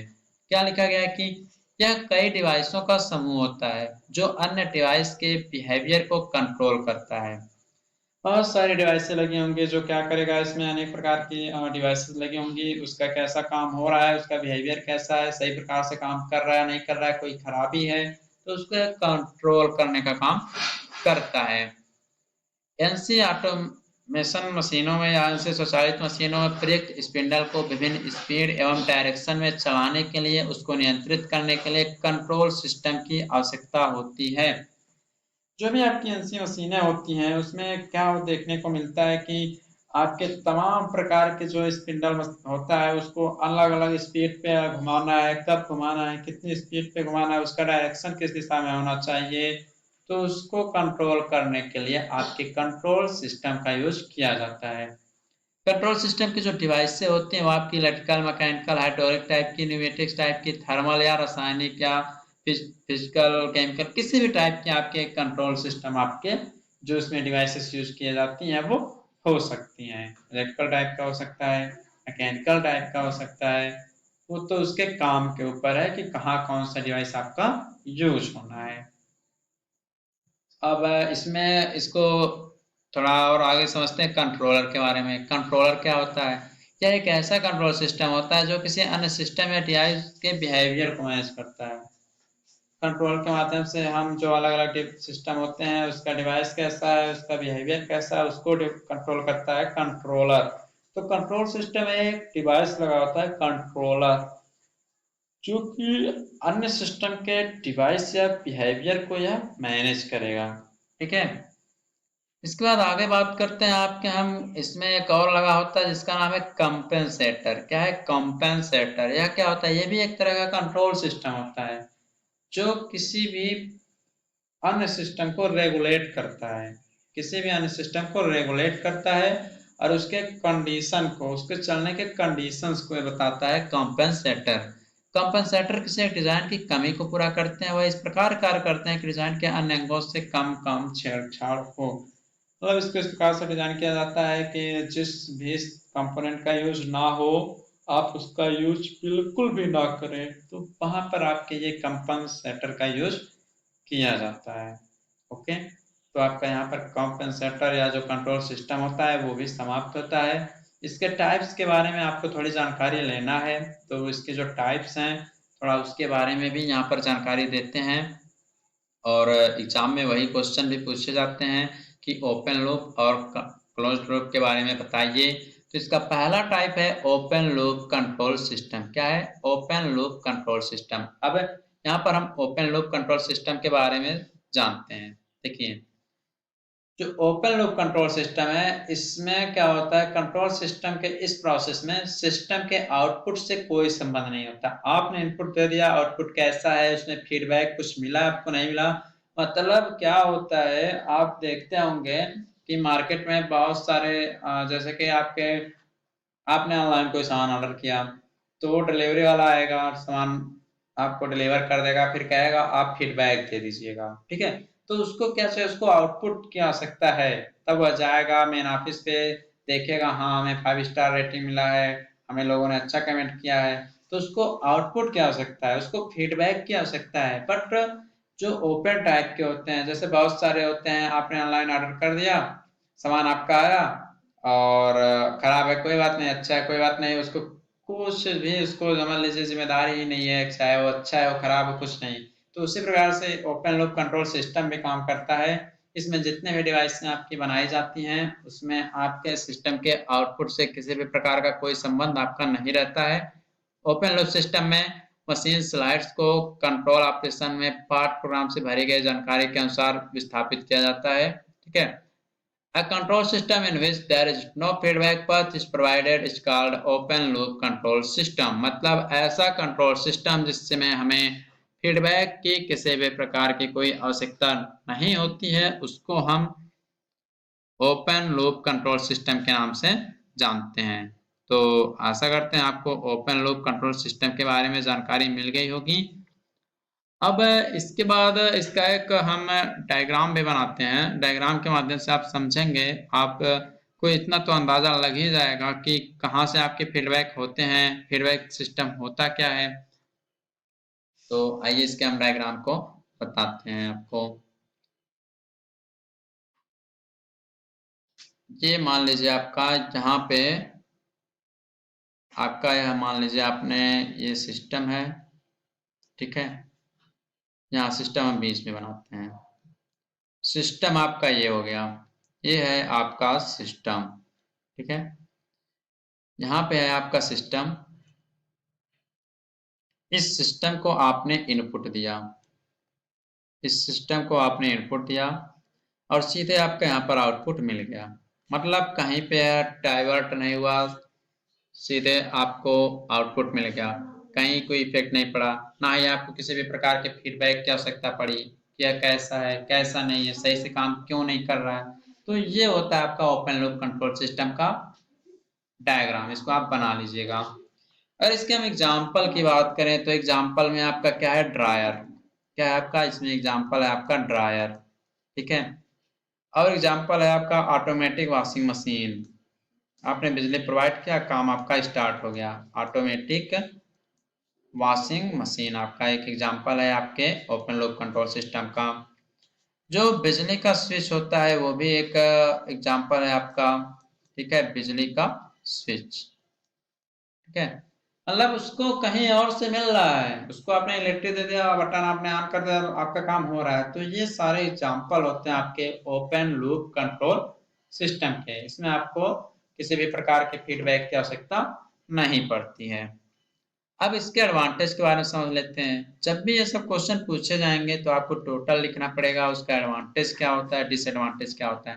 पहला एडवांटेज ये होता है कि यह डिजाइन तथा निर्माण में आसान होते हैं, इनका डिजाइन, इसको आप आसानी से कहीं पे भी इसकी डिजाइनिंग, इसके अंतर्गत जो भी डिवाइसेस आते हैं आप उसको आसानी से डिजाइन कर सकते हैं, इसकी मैन्युफैक्चरिंग भी आसान होती है। सेकेंड है कम खर्चीले भी होते हैं, ज़्यादा आपका कॉस्ट भी खर्च नहीं होता है। थर्ड है कि रख रखाव इनका जो होता है वो काफ़ी सरल होता है, आप आसानी से इसकी मेंटेनेंस भी कर सकते हैं। फोर्थ एडवांटेज ये है कि ये मजबूत भी होते हैं, मतलब लॉसेस कम होती हैं। तो ये हो गया आपका क्या, advantage of open loop control system के। ओके, अब यहाँ पर अगर हम आपसे और थोड़ी बातें करें तो इसके डिसएडवांटेज भी होते होंगे, तो डिसएडवांटेज भी हैं, इसको भी देख लेते हैं। डिसएडवांटेज आपका जो इसका हानि होता है ओपन लूप कंट्रोल सिस्टम का, उसमें पहला है कि इनकी जो एक्यूरेसी है वो सही नहीं होती है। जैसे कि अब कोई भी काम ऑटोमेटिक हो रहा है तो उसमें किसी प्रकार के इलेक्ट्रॉनिक कंपोनेंट खराब हो जाते हैं, उस वजह से एक्यूरेसी आपको सही नहीं मिल पाती, अच्छी सरफेस फिनिश नहीं हो पाती है आपकी। तो ये आपका एक डिसएडवांटेज है। सेकंड है कि आउटपुट का परिवर्तन आप बिना किसी इंस्ट्रूमेंट के माप नहीं सकते हैं, ठीक है, क्योंकि आउटपुट इसमें आपका कोई डिपेंडेंट है नहीं, तो आप उसको ऑटोमेटिकली माप भी नहीं सकते हैं। थर्ड आपका ये सिस्टम सही से काम भी नहीं करते हैं। तो ये सारे एडवांटेज होते हैं आपके ओपन लूप कंट्रोल सिस्टम के, ठीक है। अब आइए हम इसका जो सेकंड पार्ट है क्लोज्ड लूप कंट्रोल सिस्टम, इसके बारे में जान लेते हैं कि क्लोज्ड लूप कंट्रोल सिस्टम क्या होते हैं। तो जैसे ओपन लूप था ऐसे कंट्रोल लूप उसे क्लोज्ड भी है। ओपन में फीडबैक नहीं मिल रहा था तो क्लोज्ड लूप में आपको फीडबैक मिल जाएगा। तो यहाँ पर क्या लिखा गया है कि वे कंट्रोल सिस्टम जिनमें आउटपुट का इनपुट पर प्रभाव रहता है, अगर इनपुट में कोई कमी हुई तो आउटपुट जान लीजिए आपका इफेक्ट पड़ जाएगा, वो खराब हो जाएगा। ऐसे सिस्टम को आप क्लोज्ड लूप कंट्रोल सिस्टम के नाम से जानते हैं। इस प्रकार के कंट्रोल सिस्टम में आउटपुट सिस्टम इनपुट सिस्टम को प्रभावित कर आवश्यकता के अनुरूप परिवर्तित करता है। जैसा आप इनपुट देंगे उसी के अनुसार आपको इसमें आउटपुट भी मिलेगा। The control system in which there is a feedback path present is called a closed loop control system. तो ऐसा कंट्रोल सिस्टम जिसमें आपको फीडबैक की आवश्यकता पड़ती है उसको हम क्लोज्ड लूप कंट्रोल सिस्टम के नाम से जानते हैं। तो इसका भी हम यहाँ पर आपका फ्लो चार्ट बनाते हैं, इसको देखिएगा। यहाँ बीच में है आपका सिस्टम, आपने इनपुट यहाँ से प्रोवाइड किया, ठीक है, यहाँ से आपका आउटपुट मिला। ये फ्लो चार्ट आप लोग एग्जाम में जरूर बनाइएगा, ठीक है। फिर यहाँ से जब आउटपुट मिलेगा फिर आपको यहाँ से फीडबैक भी इसमें मिल जाता है। क्या होता है इसमें आपको फीडबैक भी मिलता है, ठीक है। तो ये होता है आपका क्लोज्ड लूप कंट्रोल सिस्टम। आपने जैसा इनपुट दिया उसके बेस पर ही आपको आउटपुट भी देखने को मिलेगा, ओके। अब इसके बाद हम आगे बात करते हैं इसके एग्जाम्पल की। तो इसका भी एग्जाम्पल जो है वो क्या है इसके बारे में देख लेते हैं। तो यहाँ साइड में हम लिखते हैं जो क्लोज लूप कंट्रोल सिस्टम होता है इसका एग्जाम्पल है आपका एयर कंडीशनर। क्या है एयर कंडीशनर? एयर कंडीशनर क्या है, जैसा आप उसमें यूज करेंगे, एसी आप लोग यूज करते हैं, पानी ठंडा डालें तो अच्छी बात है, गर्म पानी डाल देंगे तो उसका काम बदल जाएगा। सेकंड आपका क्या है वाटर लेवल का जो कंट्रोलर होता है, वाटर लेवल के माध्यम से जो चेक किए जाते हैं, अगर उसका कंट्रोलर सही से काम नहीं करेगा तो आपको फीडबैक सही नहीं मिलेगा। थर्ड है आपका ऑटोमेटिक बिजली का जो प्रेस होता है, ऑटोमेटिक इलेक्ट्रिक प्रेस। ये सब एग्जाम्पल होते हैं आपके क्लोज्ड लूप कंट्रोल सिस्टम के। अब इसके एडवांटेज की बात करते हैं, इसके लाभ क्या हैं। तो एडवांटेज आपका है कि इसकी एक्यूरेसी जो होती है वह अच्छी होती है, ये ऑटोमेटिक चलने में आसान भी होते हैं, अधिक सेंसिटिव भी होते हैं, कोई भी कमी होती है उसको तुरंत मैनेज कर लेते हैं, सेंस कर लेते हैं, और बाहरी परिस्थितियों से प्रभावित होते हैं, बाहर का इस पर कोई इफेक्ट नहीं पड़ता है। तो ये होता है advantage close loop control system का, ठीक है। अब यहाँ पर हम आगे देखते हैं disadvantage of closed loop control system. जो क्लोज्ड लूप कंट्रोल सिस्टम है इसके डिसएडवांटेज कौन कौन से हैं। तो सबसे पहला बात ये होता है कि इनका जो कॉस्ट होता है वो बहुत ही हाई होता है, मतलब ये बहुत ही महंगे होते हैं। दूसरा इनके जो मेंटेनेंस की आवश्यकता होती है वो बहुत ज़्यादा होती है, आपको बार बार इसके रिपेयरिंग की आवश्यकता पड़ती रहती है। थर्ड आपका है कि इनको इंस्टॉल करने में भी कठिनाई होती है क्योंकि फीडबैक के लिए अलग से डिवाइसेस लगाई जाती हैं जो कि अधिक स्थान घेरते हैं, तो यह जटिल होता है, आप इसको हर जगह इंस्टॉल नहीं कर सकते। तो यह होता है आपका disadvantage close loop control system का। इसके बाद आइए हम अपना नेक्स्ट क्वेश्चन समझते हैं। एग्जांपल तो आपको हमने ऊपर बता ही दिया, ऑटोमेटिक प्रेस, ऑटोमेटिक इलेक्ट्रिक जो एक्सचेंजर हैं, ये सब आपको हमने ऊपर बताया। अब देखिए बहुत ही मोस्ट इंपॉर्टेंट क्वेश्चन है जो कि बार बार आपके एग्जाम में यह क्वेश्चन पूछा गया है कि सीएनसी मशीन में होने वाली विभिन्न प्रकार की समस्याएं कौन कौन सी हैं। जो सीएनसी मशीन है उसमें किस प्रकार की समस्याएं आपके उत्पन्न होती हैं उसके बारे में लिखिए। उसमें इलेक्ट्रिकल पोर्शन में कौन सी समस्याएं होती हैं, उसके मैकेनिकल पोर्शन में कौन सी समस्याएं होती हैं। यह अलग से भी क्वेश्चन पूछता है कि अगर मैकेनिकल कंपोनेंट में उसमें कौन कौन सी समस्याएं आपके उत्पन्न हो सकती हैं, इसके बारे में भी आपसे अलग से क्वेश्चन पूछा जाता है। तो चलिए हम इसको सबसे पहले समझते हैं। तो जैसे कि आपको पता ही है, कोई भी मशीन रहती है तो उसमें बहुत सारी समस्याएं आपकी उत्पन्न होती रहती हैं। तो सबसे पहले सीएनसी मशीन में आपकी प्रोग्रामिंग से जो रिलेटेड समस्याएं होती हैं उसके बारे में यहाँ पर हम जानते हैं। देखिए, एग्जाम में क्वेश्चन कहेगा कि सीएनसी मशीन में जो समस्या है उसके बारे में लिखिए, या कहेगा कि जो सीएनसी मशीन है उसमें आपके जो इलेक्ट्रॉनिक्स कंपोनेंट्स हैं उसमें किस प्रकार की समस्याएं होती हैं उसके बारे में लिखिए। तो ऐसे क्वेश्चन आपके पूछे जाते हैं। बाकी जितने भी टाइप से क्वेश्चन पूछे जाते हैं उसका हमने ऑलरेडी आपको 20+ मोस्ट इंपॉर्टेंट क्वेश्चन के नाम से एक वीडियो बना रखा है, आप वीडियो को देखकर अपनी पढ़ाई कर सकते हैं। ओके, तो सबसे पहले हम यहाँ पर बात करेंगे प्रोग्रामिंग से रिलेटेड जितनी भी समस्याएं आपकी होती हैं। तो देखिए, प्रोग्रामिंग आपको मैंने बताया था, जी और एम कोड इसमें बहुत ही अहम रोल अपना इसमें दर्शाते हैं। तो यहाँ पर हम चलिए समझते हैं। सबसे पहले क्या लिखा गया कि सीएनसी मशीनें प्रोग्रामिंग भाषा के माध्यम से कंप्यूटर द्वारा कंट्रोल की जाती हैं, इसलिए सीएनसी प्रोग्रामिंग में त्रुटियों के कारण कुछ समस्याएं हो सकती हैं। जैसे क्या है, आपको हमने बताया था कि जैसे लेथ मशीन है उसी के बेस पे आपकी सीएनसी मशीन बनाई गई है, तो समस्याएं आपकी होती रहती हैं। तो जो सीएनसी मशीन बना है इसमें आपको प्रोग्रामिंग की आवश्यकता पड़ती है। किसकी? प्रोग्रामिंग की आवश्यकता पड़ती है। तो इसमें कुछ ना कुछ समस्याएं तो होती रहती हैं। तो इसमें क्या कैसी समस्या होती हैं? लिखा है कि जी कोड, क्या लिखा है, G code, M code, CAD software की ज्ञान की कमी की वजह से समस्याएं हो सकती हैं। गलत प्रोग्रामिंग की वजह से समस्याएं आपकी उत्पन्न हो सकती हैं। मतलब प्रोग्रामिंग की समस्याएं तभी होंगी जब आपका जो प्रोग्रामर रहेगा वह हाई स्किल्ड नहीं रहेगा। अगर उसके पास जानकारी नहीं रहेगी तो वह गलत प्रोग्राम कर देगा, या उसके पास किसी भी सॉफ्टवेयर की ज्ञान की कमी है तो वह सही से प्रोग्रामिंग नहीं कर पाएगा। तो इस स्थिति में आपका प्रोग्रामिंग से रिलेटेड समस्याएं हो सकती हैं। ओके, तो आपका यह हो गया प्रोग्रामिंग से रिलेटेड समस्याएं। दूसरा आता है आपका पुअर मेंटेनेंस। देखिए, पहली बात, जब भी पूछेगा कि सीएनसी मशीन में होने वाली समस्याएं तो ये सब आपको लिखना है। आप सेकंड उसमें लिखेंगे पुअर मेंटेनेंस। अब पुअर मेंटेनेंस की क्या बात है? अब जैसे आप घर पे बाइक खरीद कर लाते हैं तो आप देखते हैं कि सर्विसिंग कराना पड़ता है। अगर सही से सर्विसिंग नहीं हुई रहेगी तो गाड़ी ज़्यादा धुआं देगी, ज़्यादा स्मोक निकलेगा, आवाज़ करेगी। तो वही कंडीशन आपके सीएनसी मशीन की भी है। इसमें बहुत सारी डिवाइस आपकी लगाई गई होती हैं।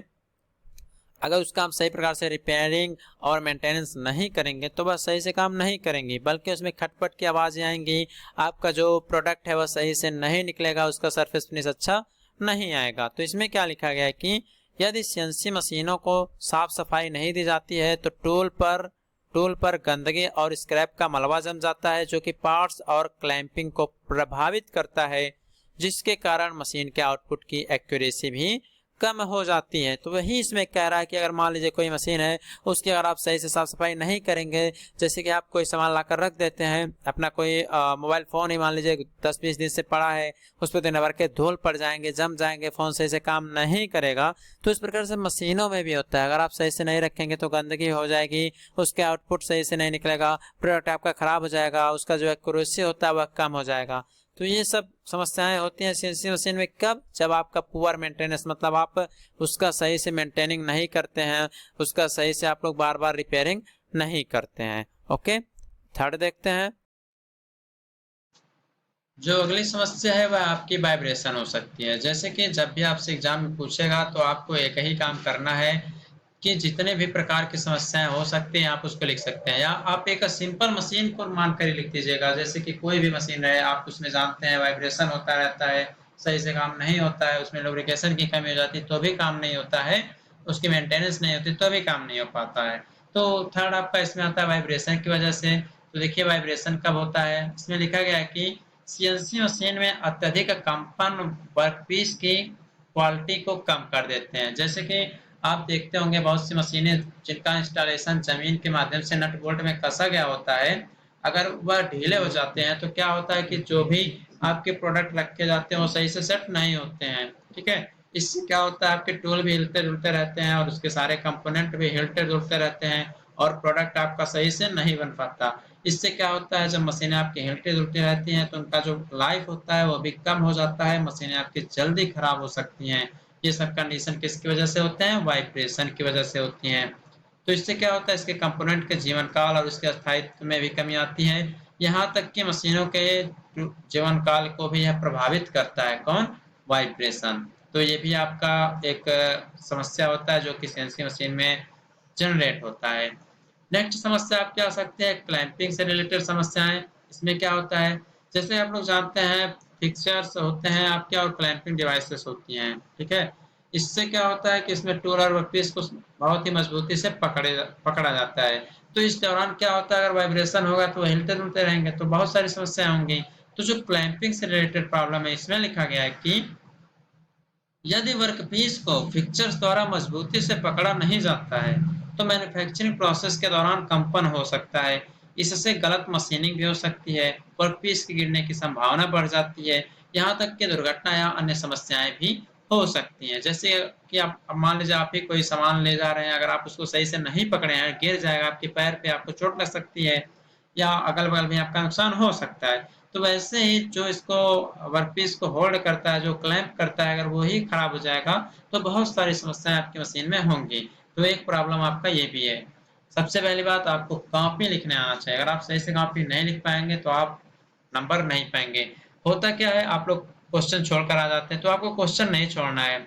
अगर आ जाता है सीएनसी से रिलेटेड प्रॉब्लम को लिखिए, तो अगर आप उसके बारे में नहीं जानते तो जितनी हेडिंग हम आपको बताते जा रहे हैं यही हेडिंग अगर लिख के आ जाएंगे तब भी 5 में से तो 3 या 4 नंबर तो एग्जामिनर दे ही देगा। बाकी आप उसके बारे में आगे लिख भी सकते हैं। अब देखिए उतना तो हो गया।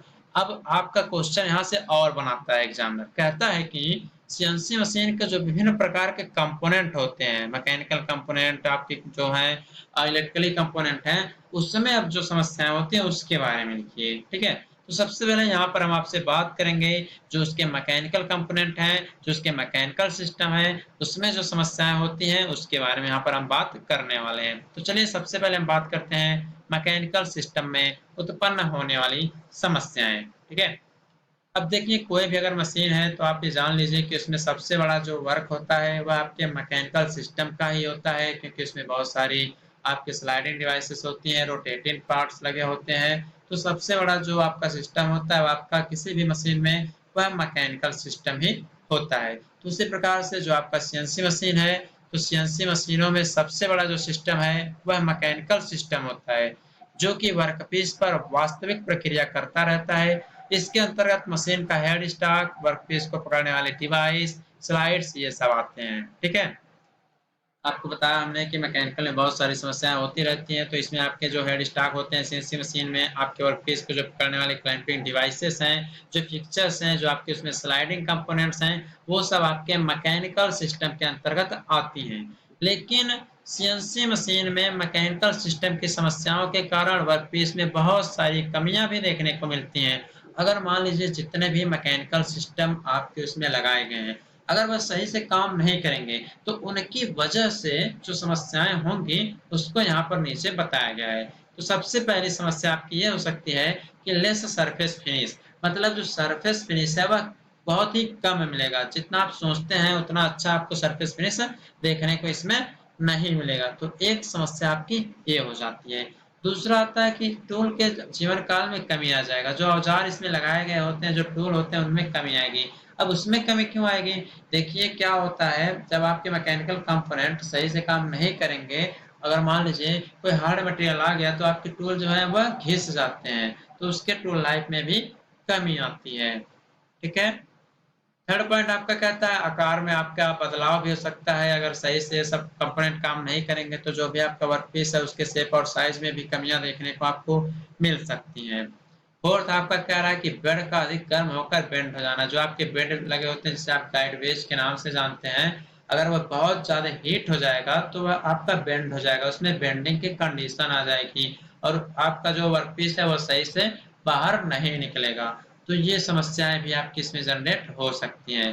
पांचवा है कि मेन स्पिंडल का बियरिंग भी घिस जाएगा। जैसे कि आप जानते हैं जो स्पिंडल होता है वह पैरेलली, ठीक है, पैरेलली आपके जोड़े जाते हैं।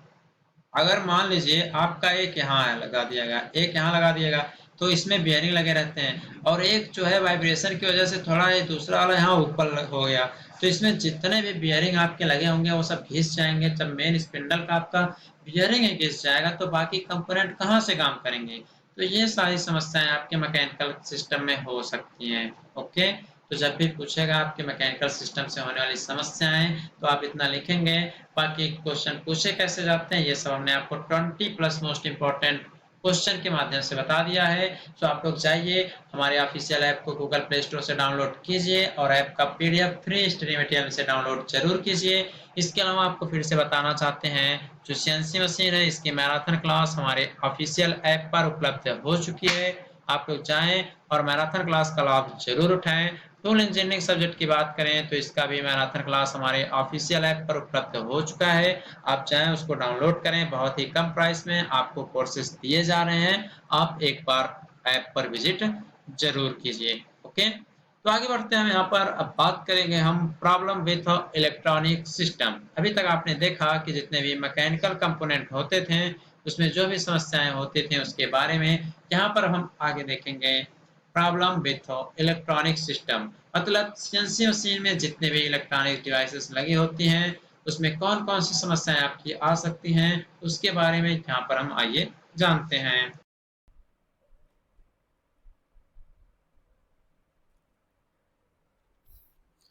तो यहाँ पर देखिए इलेक्ट्रॉनिक सिस्टम में क्या दिक्कत होती है। तो यहाँ पर लिखा क्या गया है कि इलेक्ट्रॉनिक सिस्टम का प्रयोग मशीन का कंट्रोल सिस्टम बनाने में किया जाता है। जैसे कि आपको पता ही है कि जो आपका एमसीयू यूज किए जाते हैं या जितने भी इलेक्ट्रॉनिक कंपोनेंट होते हैं उनका कंट्रोलिंग सिस्टम जो होता है सीएनसी मशीन का, वहाँ पर आपके इलेक्ट्रॉनिक सिस्टम ही यूज किए जाते हैं। इलेक्ट्रॉनिक सिस्टम के द्वारा ही विभिन्न प्रक्रियाओं एवं ऑपरेशंस की मॉनिटरिंग को आसानी से कर सकते हैं, लेकिन इसमें भी कुछ न कुछ प्रॉब्लम आपकी आ सकती हैं। मतलब ये भी आपके कभी कभी फेल हो सकते हैं। तो जो समस्याएं आती हैं सीएनसी मशीन के इलेक्ट्रॉनिक कंपोनेंट में उसको हम यहाँ पर देखते हैं। सबसे पहली समस्या ये आती है कि इलेक्ट्रॉनिक उपकरणों पर धूल का जम जाना। अगर धूल जम गए हैं इलेक्ट्रॉनिक कंपोनेंट्स पे तो भी आपकी समस्याएं इलेक्ट्रॉनिक से रिलेटेड आपकी आ सकती हैं। मशीनें सही से वर्क नहीं करेंगी, सही से उसको इलेक्ट्रॉनिक सिस्टम के माध्यम से एमसीयू वर्क नहीं करेगा। सेकंड कहता है कि इलेक्ट्रॉनिक्स कंपोनेंट की उचित प्रकार की अर्थिंग ना हो पाना। अगर जितने भी इलेक्ट्रॉनिक कंपोनेंट हैं अगर उनमें सही से अर्थिंग नहीं हो पा रही है तो सही से बिजली पास नहीं करेगी, और अगर बिजली पास नहीं करेगी तो जितने भी डिजिटल काम उसमें होने हैं वो एक भी आपके नहीं हो पाएंगे। थर्ड आपका कहता है कि उचित पावर सप्लाई अगर नहीं हो पाती है तो भी आपका काम जो है मशीन नहीं करती है, मशीन जो है काम करना बंद कर देती है। फोर्थ पॉइंट यह भी कहता है कि कंपोनेंट्स का गर्म हो जाना। आप सही समझ रहे हैं, अगर आप अपना फोन देखिए यूज करते हैं तो हीट होता है ना, तो आप देखते होंगे फोन आपका स्लो हो जाता है। तो मशीनों में भी ऐसा सिस्टम होता है कि बहुत ज्यादा अगर काम चल रहा है तो उसके बहुत सारे जो कंपोनेंट्स होते हैं, जो कमजोर कंपोनेंट्स होते हैं वो गर्म हो जाते हैं। तो ये सब जो कमियां हैं आपके इलेक्ट्रॉनिक सिस्टम में आ सकती हैं। नेक्स्ट आपका है वायरिंग के द्वारा होते समय उसमें कुछ नंगे तार रह जाते हैं जिसपे कोटिंग नहीं की जाती है, वो इधर उधर शॉर्ट होने लगते हैं। इससे आपकी मशीन पर इफेक्ट पड़ता है और आपका मशीन जो है वह काम करना बंद कर देती है। तो इतनी सारी समस्याएं जो थी वह आपके इलेक्ट्रॉनिक्स कंपोनेंट्स में हो सकती हैं। इसके बाद आइए हम बात करते हैं प्रॉब्लम विथ इलेक्ट्रिकल सिस्टम, मतलब जो सीएनसी मशीन होती हैं उसमें जो इलेक्ट्रिकल सिस्टम लगाए गए होते हैं वो कौन कौन सी समस्याएं होती हैं। ठीक है, जैसे कि जो आपके इलेक्ट्रॉनिक सिस्टम लगे होते हैं वो आपके उसमें छोटे पार्ट्स के लिए यूज होते हैं, बट जो इलेक्ट्रिकल सिस्टम आपके इसमें यूज किए जाते हैं वह हैवी कामों के लिए इसमें आपकी यूज किए जाते हैं। और जब इलेक्ट्रिकल सिस्टम काम सही से नहीं करेगा तो आपके इलेक्ट्रॉनिक सिस्टम भी प्रभावित होते हैं। ठीक है, तो यहाँ पर देखिए क्या लिखा गया है कि सीएनसी मशीन में इलेक्ट्रिकल सिस्टम जैसे कि आपका डीसी मोटर, स्विच बोर्ड आदि का प्रयोग आपका किया जाता है।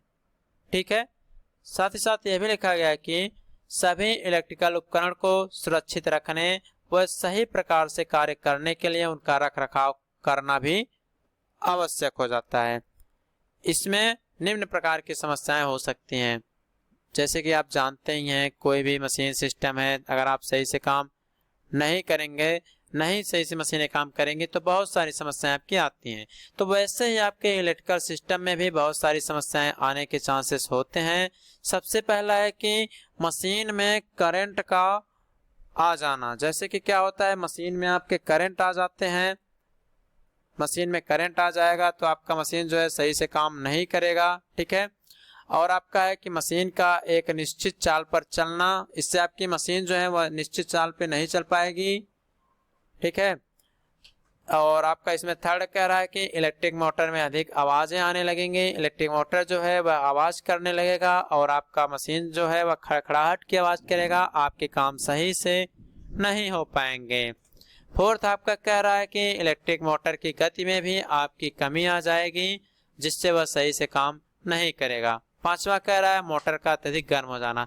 तो यहाँ पर देख लीजिए जो इलेक्ट्रिक कंपोनेंट में बहुत सारी जो कमियां आती हैं जो इलेक्ट्रिकल कंपोनेंट में, वह सेम यही होता है कि इसका मेन पार्ट जो होता है मोटर अगर सही से काम नहीं करेगा तो ना ही कोई आपका मैकेनिकल कंपोनेंट घूमेगा, ना ही कोई अन्य ऑपरेशन हो पाएगा। तो मोटर में किसी भी प्रकार की कोई कमी नहीं आनी चाहिए। अब अगला समस्या आपका इसमें क्या होता है, वायवीय सिस्टम। जो इसमें न्यूमेटिक सिस्टम लगे होते हैं उसमें भी बहुत सारी समस्याएं हो सकती हैं, जो एयर सिस्टम आपके लगे होते हैं। तो यहाँ पर क्या लिखा गया है कि इसमें एक्चुएटर्स लगे होते हैं। एक्चुएटर्स क्या होते हैं, एक्चुएटर्स जो होते हैं इसमें आपके लगा दिए गए होते हैं, जो कि उसमें जितने भी टाइप के जैसे कि आपका सेंसर्स होता है ना, उस तरह से आपके इसमें काम करने के लिए लगाए जाते हैं। इन्हें हम एयर प्रेशर के माध्यम से संचालित करते हैं। इनके द्वारा क्या होता है कि जो भारी कंट्रोल डिवाइस होते हैं उसको हाई प्रेशर पर एक्चुएट किया जाता है, और इसमें भी बहुत सारी आपकी समस्याएं उत्पन्न हो सकती हैं। अब उन समस्याओं के बारे में थोड़ा हम यहाँ पर बातचीत कर सकते हैं। सबसे पहला कि अगर जो प्रेशर है वह बहुत कम हो जाएगा तो बहुत सारी समस्याएं इसमें जनरेट हो जाएंगी। आपके प्रोडक्ट जो हैं सही से उनको जहाँ पहुँचना रहेगा वहां पर नहीं पहुँच पाएंगी, प्रेशर कम होने की वजह से। इसमें एयर सेल लीक की व्यवस्था भी हो सकती है। जैसे क्या होता है, बहुत सारे लुब्रिकेशन मटेरियल इसमें यूज किए जाते हैं और उनको जो है एयर के माध्यम से प्रेशराइज करके अन्य कंपोनेंट्स के पास भेजा जाता है, तो वो लीक हो सकता है। तो इससे बहुत सारी समस्याएं हो सकती हैं। एक्चुएटर जो होता है कभी कभी बहुत धीरे चलने लगता है, जिससे मशीनें भी सही से काम नहीं कर सकती हैं और सही से फिल्टरिंग प्रोसेस भी आपका नहीं हो पाता है। तो ये सब आपकी जो समस्याएं हैं आपके न्यूमेटिक सिस्टम में होती रहती हैं। तो आपकी ये समस्याएं थी जो सीएनसी मशीन में आपकी होती हैं। अब आगे क्वेश्चन पूछा जाता है कि यस सीएनसीडीएस मतलब सीएनसी डायग्नोस्टिक सिस्टम से आप क्या समझते हैं। किसी सीएनसी मशीन में डायग्नोस्टिक सिस्टम क्या होता है, इसके बारे में विस्तार पूर्वक आप एक टिप्पणी लिखिए या इसको विस्तार पूर्वक समझाइए। तो सिंपल बात है, जो ये होता है सीएनसी में डायग्नोस्टिक सिस्टम, ये क्या करता है कि जो मशीनें हैं उसको कंपोनेंट्स के बीच सही से संबंध बनाता है, उनको सही से प्रसारित करने का काम डायग्नोस्टिक सिस्टम करता है। तो इसमें भी कुछ वही लिखा गया है कि सीएनसी मशीन के कंपोनेंट्स तथा कनेक्शन को बनाने से उनके रख रखाव जो समस्याएं होती हैं उसको हम सही से हल कर सकते हैं। लेकिन धीरे धीरे सीएनसी मशीन के हार्डवेयर कंपोनेंट्स को सॉफ्टवेयर से बदलने का प्रचलन बढ़ता ही जा रहा है। एक्चुअली देखा यही गया कि जो भी कंपोनेंट्स हैं उसमें जो हार्डवेयर सिस्टम लगाए गए थे उसको हम धीरे धीरे सॉफ्टवेयर के माध्यम से चेंज करते जा रहे हैं। क्यों चेंज कर रहे हैं, क्योंकि हमें प्रोग्रामिंग की आवश्यकता पड़ गई है। हमें कम समय में बहुत ज्यादा प्रोडक्ट चाहिए, कम समय में बहुत ज्यादा प्रोडक्टिविटी को बढ़ावा देना है, इसीलिए हम सभी भी हार्डवेयर सिस्टम को हम उसको सॉफ्टवेयर सिस्टम में बदल दिए हैं। तो इनका डायग्नोस्टिक सिस्टम का सेम काम यही होता है कि एक्चुअली वो मशीन और मानव के बीच जो संबंध बनाए उसको हम डायग्नोस्टिक सिस्टम के नाम से जानते हैं। तो इनके कई टाइप हो सकते हैं, जैसे कि आपका यहाँ पर फर्स्ट लिखा गया है इनिशिएटिव डायग्नोस्टिक। इसमें क्या होता है, इस विधि में मशीन को देखकर, सुनकर, प्रश्न पूछकर एवं हाथों से छूकर बहुत सारे हम लोग इकट्ठा करते हैं, सूचनाएं इकट्ठा करते हैं। जैसे क्या होता है, कोई मशीन लगी हुई है, वहां पर जाएंगे, प्रोग्रामर के पास जाएंगे, पूछेंगे, लोगों के जानकारियां लेंगे, उसको हम टच करके देखेंगे कि क्या है क्या नहीं है, उसके बारे में बहुत सारे हम साक्ष्य को इकट्ठा कर सकते हैं इनिशिएटिव डायग्नोस्टिक में। दूसरा क्या होता है, सेल्फ डायग्नोस्टिक फंक्शन मेथड। ये क्या होते हैं, यह एनसी सिस्टम के हार्डवेयर तथा सॉफ्टवेयर को मॉनिटर करती है। कौन, सेल्फ डायग्नोस्टिक फंक्शन मेथड के माध्यम से। स्क्रीन पर अलार्म इंफॉर्मेशन आती जाती रहती है जिससे फॉल्ट रेंज का पता चलता है। तो ये डायग्नोस्टिक सिस्टम के माध्यम से आप यही समझ सकते हैं कि आप मशीन के परफॉर्मेंस को मानव के द्वारा कैसे कंपेयर करते हैं, इसके बारे में आप जानते हैं सीएनसी डायग्नोस्टिक सिस्टम में। तो स्टूडेंट इतना ही था आपको सीएनसी डायग्नोस्टिक सिस्टम में पढ़ना। बाकी यहाँ पर हम अगर और आगे चलें तो दो तीन मेथड इसके और हैं, उसके बारे में भी हम जानेंगे। नेक्स्ट आपका है फंक्शन प्रोग्राम टेस्टिंग मेथड। ये भी आपका डायग्नोस्टिक सिस्टम का ही एक पार्ट होता है। इसमें क्या होता है, इसके द्वारा एनसी फंक्शन जो होते हैं जैसे कि थ्रेड कटिंग, मैक्रो प्रोग्राम्स को एक फंक्शन टेस्ट प्रोग्राम के रूप में कंपाइल करके किसी मैग्नेटिक टेप या मेमोरी कार्ड में हम स्टोर कर लेते हैं, और बाकी जब मशीन को आपको जो भी काम करवाना रहता है तो उसके फंक्शन को चेक कर लेते हैं, और बाकी उसमें जो कमियां होती हैं उसको हम करेक्टिव एक्शन पे क्लिक करके इस कमांड का यूज करके उसको हम करेक्ट भी कर लेते हैं। तो ये होता है आपका डायग्नोस्टिक सिस्टम, जो कि आपको यहाँ पर हमने बता दिया। नाम से आप इसके बारे में एक्सप्लेन कर सकते हैं। बाकी कहीं अगर कोई प्रॉब्लम आती है तो आप कमेंट बॉक्स में कमेंट कीजिए, आपका सॉल्यूशन हम जरूर करेंगे। स्टूडेंट आगे चलते हैं बहुत ही मोस्ट इम्पोर्टेंट टॉपिक की तरफ। ये टॉपिक बहुत ही इम्पोर्टेंट है, आपके एग्जाम में कई बार रिपीट हुआ है, इस साल भी इसके आने के चांसेस बने हुए हैं। आइए इस क्वेश्चन को समझते हैं। ऑटोमेशन, ऑटोमेशन से आप क्या समझते हैं, इसके बारे में आपको टिप्पणी लिखने के लिए भी एग्जाम में क्वेश्चन पूछे जाते हैं। इसका मतलब होता है स्वचालन। ऑटो में स्वयं चलने वाली मशीनें। तो देखिए इसमें क्या होता है कि स्वयं मशीनें चलती नहीं है, उसके लिए पहले आपको प्रोग्रामिंग करना पड़ता है। जब प्रोग्रामिंग आपका सही से हो जाता है तभी आपकी मशीनें जो हैं अच्छी प्रकार से चल सकती हैं। तो उसके लिए बहुत सारे आपके प्रोसेस किए जाते हैं जिसके बारे में यहाँ पर आगे हम जानेंगे, और यहीं पर आपको हम बताएंगे कि ऑटोमेशन का असली अर्थ होता क्या है। तो देखिए यहाँ पर क्या लिखा गया है, स्वचालन वह तकनीक है जिसके द्वारा हम किसी भी प्रक्रिया को मानवीय सहायता के बिना पूरा कर सकते हैं।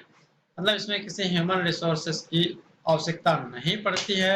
यह एक कंट्रोल सिस्टम के साथ संयुक्त निर्देशों के एक प्रोग्राम का उपयोग करके कार्यान्वित किया जाता है, जो कि निर्देशों को आगे बढ़ाता रहता है।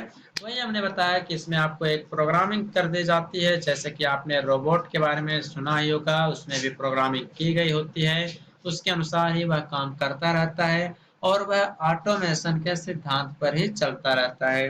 उसमें भी प्रोग्रामिंग आपके किए गए होते हैं। जैसे कि आपका जो सीएनसी मशीन है उसमें भी प्रोग्रामिंग की जाती है, जिसमें आपके जी और एम कोड का यूज करके सारे प्रोग्रामिंग के माध्यम से आपके विभिन्न प्रकार के प्रोडक्ट को बनाया जाता है। तो यहाँ पर भी आपके ऑटोमेशन का काम होता है। एक प्रक्रिया को स्वचालित करने के लिए पावर की आवश्यकता होती है। दोनों ही प्रक्रियाओं को चलाने के लिए और कार्यक्रम नियंत्रण प्रणाली को संचालित करने के लिए आपको किसकी आवश्यकता पड़ती है, पावर की आवश्यकता पड़ती है। ठीक है।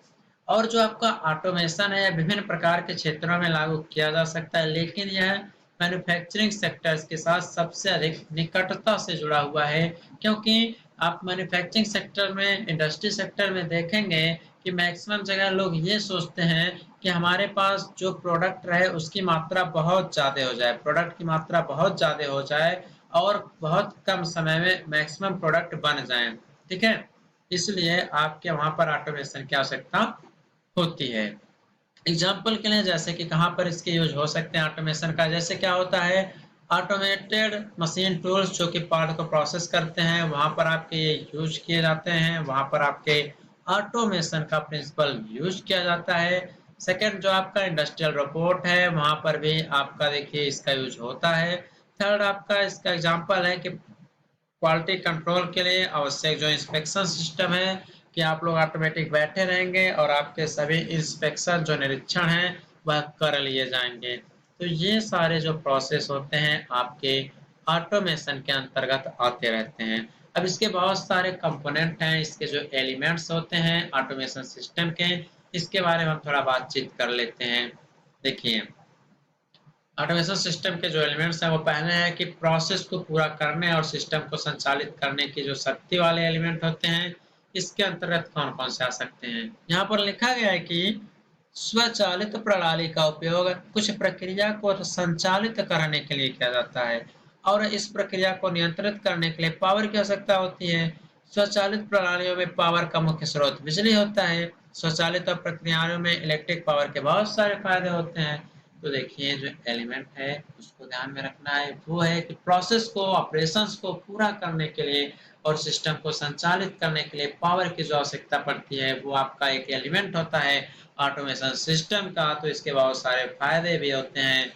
पहला क्या है विद्युत का उपयोग करने पे, पहला ये है इसमें कि विद्युत शक्ति माध्यम लागत पर व्यापक रूप से उपलब्ध है। जो पावर जनरेशन सिस्टम है या मतलब एक एवरेज कॉस्ट पे उपलब्ध है, आप आसानी से इसका यूज कर लेते हैं। सेकेंड है विद्युत ऊर्जा को वैकल्पिक ऊर्जा के रूप में भी आसानी से कन्वर्ट कर सकते हैं, जैसे मैकेनिकली में, थर्मल में, आपका ध्वनि सिस्टम में, हाइड्रोलिक सिस्टम में, न्यूमेटिक सिस्टम में भी आप इसको एक ऑप्शनल के रूप में इलेक्ट्रिक पावर की जगह आप इन सब एनर्जी को भी यूज कर सकते हैं। नेक्स्ट कह रहा है कि निम्न स्तर पर विद्युत शक्ति का उपयोग सिग्नल ट्रांसमिशन, सूचना प्रसंस्करण और डेटा भंडारण जैसे कार्यों के लिए भी आप इसका यूज कर सकते हैं। तो देखिए क्वेश्चन जब भी ऑटोमेशन आपसे पूछा जाएगा तो सबसे पहले आप ऑटोमेशन के बारे में लिख लीजिएगा, उसके बाद आपका यहाँ पर कंपोनेंट में लिख लीजिए कि प्रक्रियाओं को पूरा करने के लिए, उसको चलाने के लिए हमें पावर की शक्ति पड़ेगी, सॉरी पावर की आवश्यकता पड़ेगी। उसमें आपको लिखना चाहें तो आप ये सब इतने जो दुनिया भर के पोथे पत्र लिखे गए आप इसको भी वहां पर डिस्क्राइब कर सकते हैं। बाकी लिखने की आवश्यकता है नहीं आपको वहां पर, ठीक है ना, आप बिल्कुल घबराइएगा मत। सेकेंड आपका ऑटोमेशन का जो एलिमेंट है वो कहता है कि प्रक्रिया को निर्देशित करने के लिए इंस्ट्रक्शन ऑफ प्रोग्राम, निर्देशों का एक प्रोग्राम बनाना ताकि बिना रुके मशीनें आपका काम करती रहें और कहीं अगर कोई प्रॉब्लम आती है तो आप उसको आसानी से दूर भी कर सकें। इसमें क्या लिखा गया है कि ऑटोमेटेड प्रोसेस में किए गए कार्य को निर्देशों के एक प्रोग्राम के द्वारा परिभाषित किया जाता है।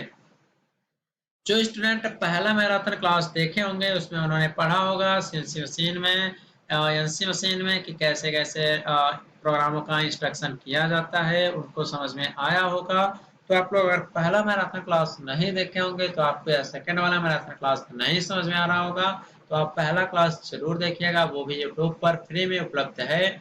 आप डालेंगे CNC machine marathon class by AKC technical classes तो आप वहां पर देख पाएंगे, ठीक है। आगे कह रहा है कि ऑपरेशंस में किए गए प्रत्येक पार्ट्स या प्रोडक्शन शैली को एक या अधिक प्रसंस्करण चरणों की आवश्यकता होती है।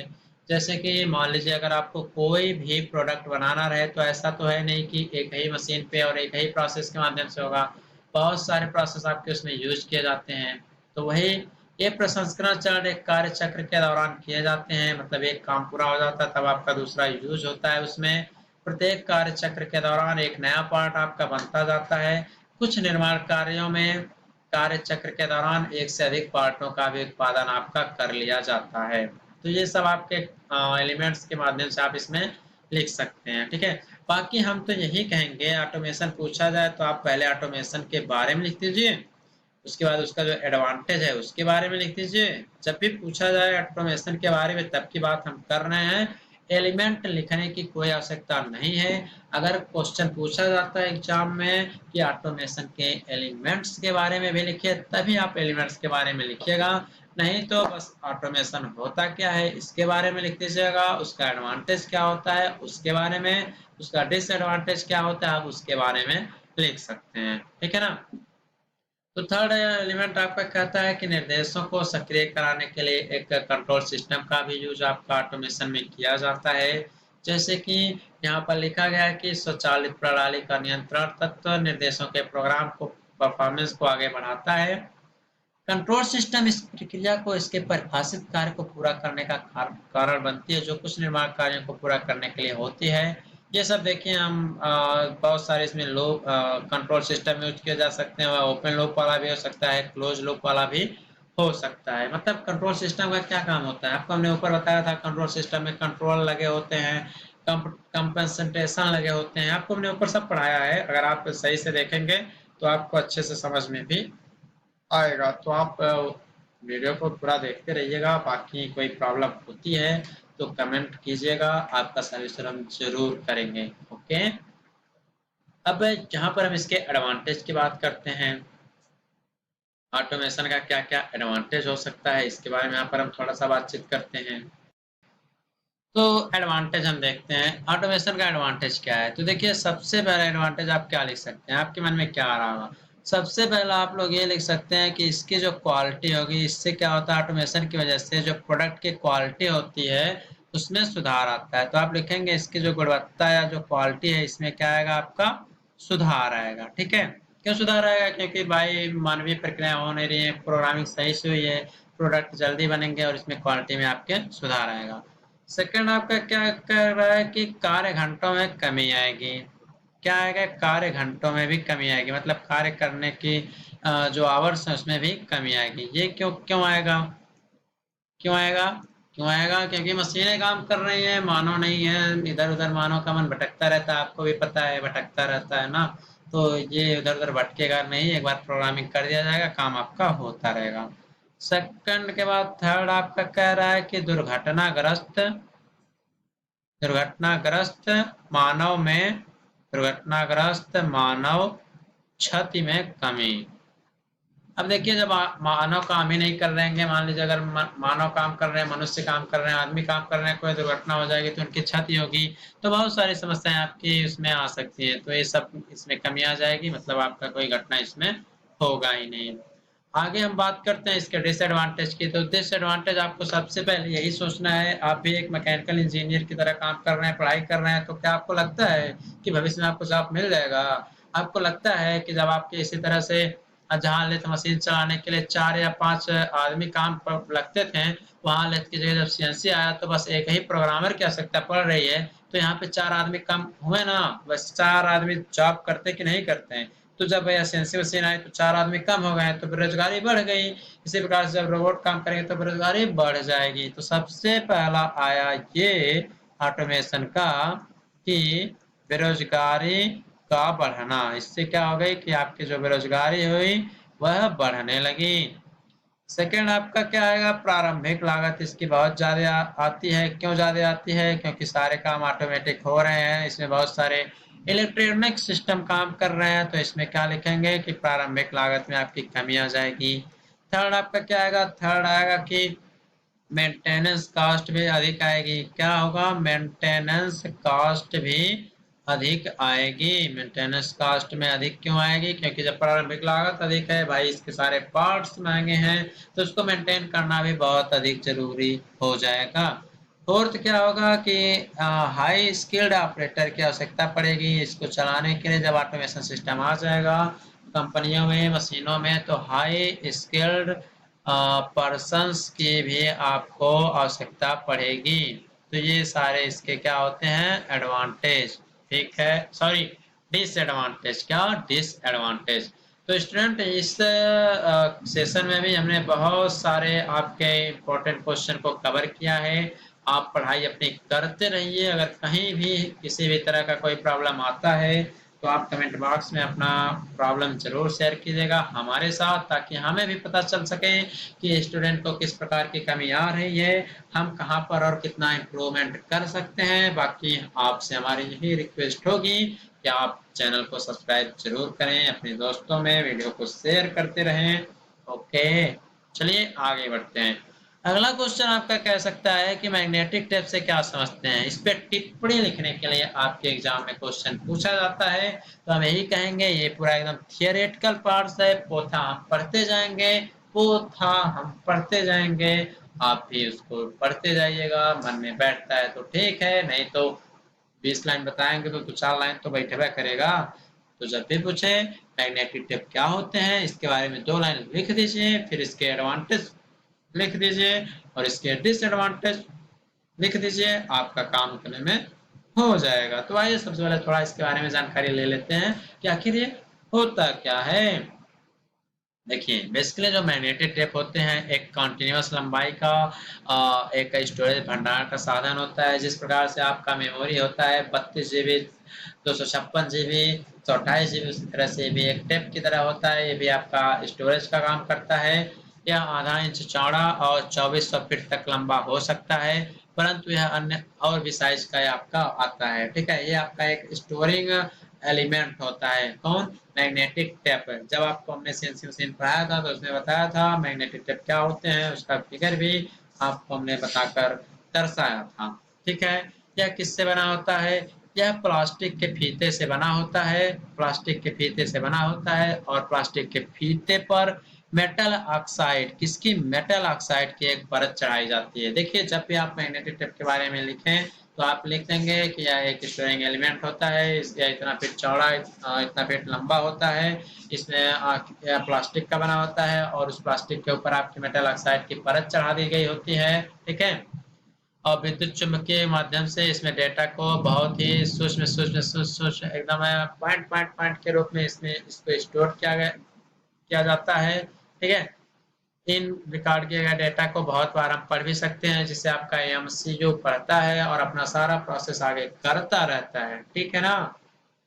चुंबकीय टिप पर रिकॉर्ड किए गए डेटा पर पुनः नया डेटा भी आप लोग रिकॉर्ड कर सकते हैं तथा इससे पूर्व में डेटा स्वतः समाप्त हो जाता है। जैसे ही आप कोई नया डाटा, नया कोई कोई भी फंक्शन प्रोग्राम इस पे आप अप्लाई करेंगे तो पुराना वाला जो रहेगा वह आपका ऑटोमेटिक समाप्त हो जाता है।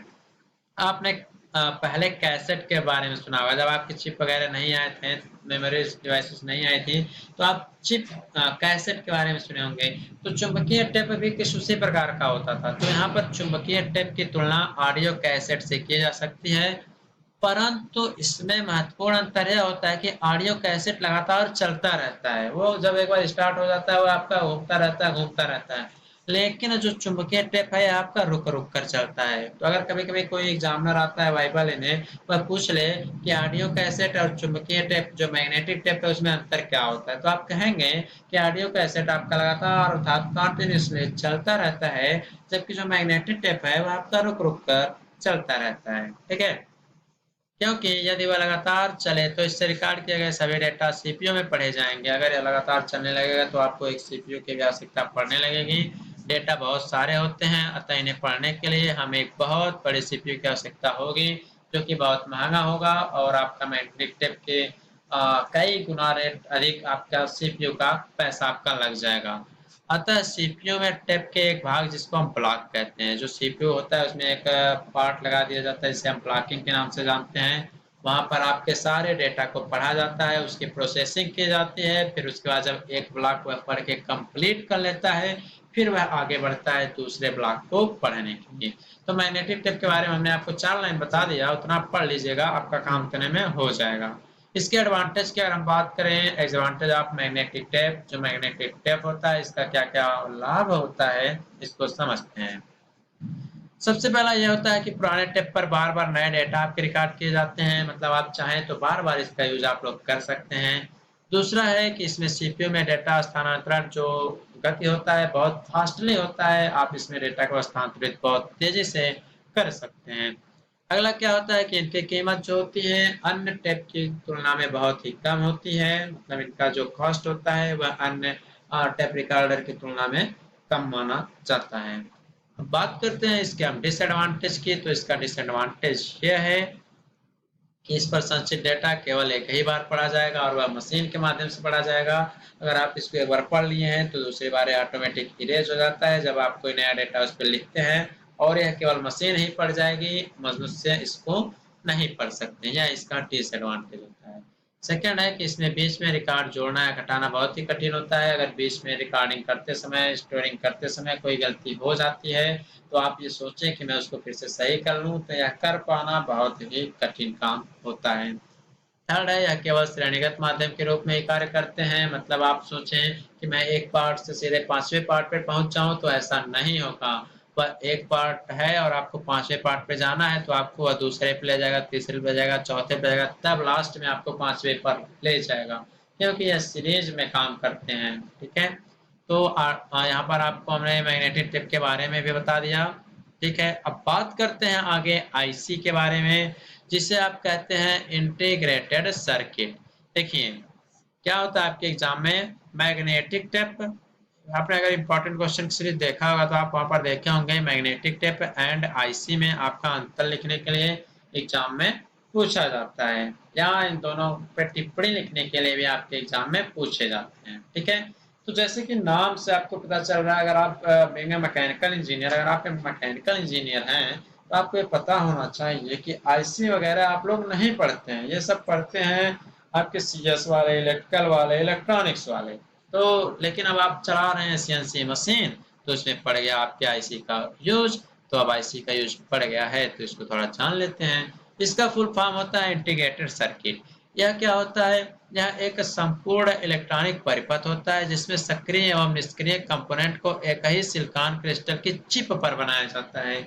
जो सिलिकॉन क्रिस्टल होते हैं जो आपके चिप पर यूज किए जाते हैं, उसका यह जो आईसी होता है उसी पार्ट का यह बना होता है, उसी मटेरियल का यह बनाया जाता है। आईसी में इलेक्ट्रॉनिक कंपोनेंट जैसे कि प्रतिरोधक रेजिस्टेंस जो होते हैं, डायोड जो होते हैं, कैपेसिटर जो ट्रांजिस्टर होते हैं, इसको सीधे हम लोग सिलिकॉन क्रिस्टल की सतह पर बनाते रहते हैं। और सैकड़ों आईसी एक ही समय में सिलिकॉन के पतले टुकड़े पर जाते हैं और फिर अलग अलग आईसी चिप्स में दिए जाते हैं। मतलब जो आपके आईसी होते हैं वो बहुत ही एकदम स्मॉल पार्ट्स होते हैं किसी भी इलेक्ट्रॉनिक सिस्टम में, और उनके बहुत सारे टुकड़े करके अलग अलग डिवाइसों में हम इसको भेजते रहते हैं। अब इसके एडवांटेज के बारे में हम थोड़ी बातचीत कर लेते हैं। जो आईसी होते हैं इसका एडवांटेज क्या क्या हो सकता है। तो एडवांटेज यही है कि जो आईसी होता है वह काफ़ी सस्ता होता है, ये महंगे बहुत ज़्यादा नहीं होते हैं। मतलब एक आम आदमी भी इसको परचेज कर लेता है। जैसे कि आप लोग देखते होंगे कोई फ़ोन ख़राब होता है, काम नहीं करता है, बहुत हीट हो गया होता है, तो दुकान पे जाते हैं तो दुकान वाला कहता है इसकी आईसी ख़राब हो गई है, इसको बदलना पड़ेगा। तो मैक्सिमम 80% ये होता है वो जल जाता है आपका। उसके जो क्रिस्टल होते हैं सिलिकॉन की कोटिंग जो होती है वो काली पड़ जाती है, जिससे आपका वह काम नहीं करता। जैसे कि आप देखते होंगे जो चिप आप लोग रखे रहते हैं, उसमें आप लोग देखते होंगे धीरे धीरे धीरे या सिम जो होता है उसमें काली काली रेखाएं पड़ जाती हैं, मतलब वो खराब हो गए होते हैं। फिर आप उसको बदल के नया ले लेते हैं, फिर नया होता है फिर चलता है। तो वही है कि एक आम आदमी भी इसको आसानी से परचेज कर लेता है। ये बहुत छोटे होते हैं, इनका जो साइज होता है बहुत ही छोटा होता है, इनसे इलेक्ट्रिक का कोई भी प्रभाव नहीं पड़ता है। ये ऐसा नहीं है कि बहुत ज़्यादा इलेक्ट्रिक की खपत करेंगे, ऐसा इसमें कोई कंडीशन नहीं होता है। या कम विद्युत ऊर्जा का व्यय करते हैं इनके द्वारा। लेकिन जो परफॉर्मेंस होता है बहुत ही हाई क्वालिटी का होता है, इम्प्रूव्ड परफॉर्मेंस इनके द्वारा आपको दिया जाता है। ओके, सो स्टूडेंट हम क्या करते हैं, ये भी मैराथन क्लास काफ़ी लंबी हो चुकी है, यहीं पर हम इसको करते हैं स्टॉप। बाकी जो आपके क्वेश्चन हैं अगर आप 20+ वाला देखे हैं तो उसके जो पीडीएफ नोट्स बचे हुए हैं आज का, और जो और बचे हुए पीडीएफ नोट्स हैं बाकी और सब्जेक्ट के जो नोट्स हैं उसको हम बस आज यह हो गया। और आपको कुछ ही देर में या कुछ ही दिन में, मतलब एग्जाम तो आ ही गया है, तो आपको हम फ्री स्टडी मटेरियल का जो ऑप्शन है वहाँ पर प्रोवाइड कर दे रहे हैं। आप चाहिए ऐप को डाउनलोड कीजिए और आप अपने हमारे द्वारा जो प्रोवाइड किए गए स्टडी मटेरियल है उसका लाभ उठाइए। सो मिलते हैं आपसे कुछ आने वाले और वीडियोज में। टाइम मिला तो और फिर भी सब्जेक्ट की वीडियोज आपके लिए हम प्रोवाइड जरूर करेंगे। बाकी आप लोग सपोर्ट जरूर कीजिए, मोटिवेशन बना रहेगा तो सभी सब्जेक्ट की क्लासेस आपके एग्जाम के पहले पहले ही हम प्रोवाइड जरूर कर देंगे।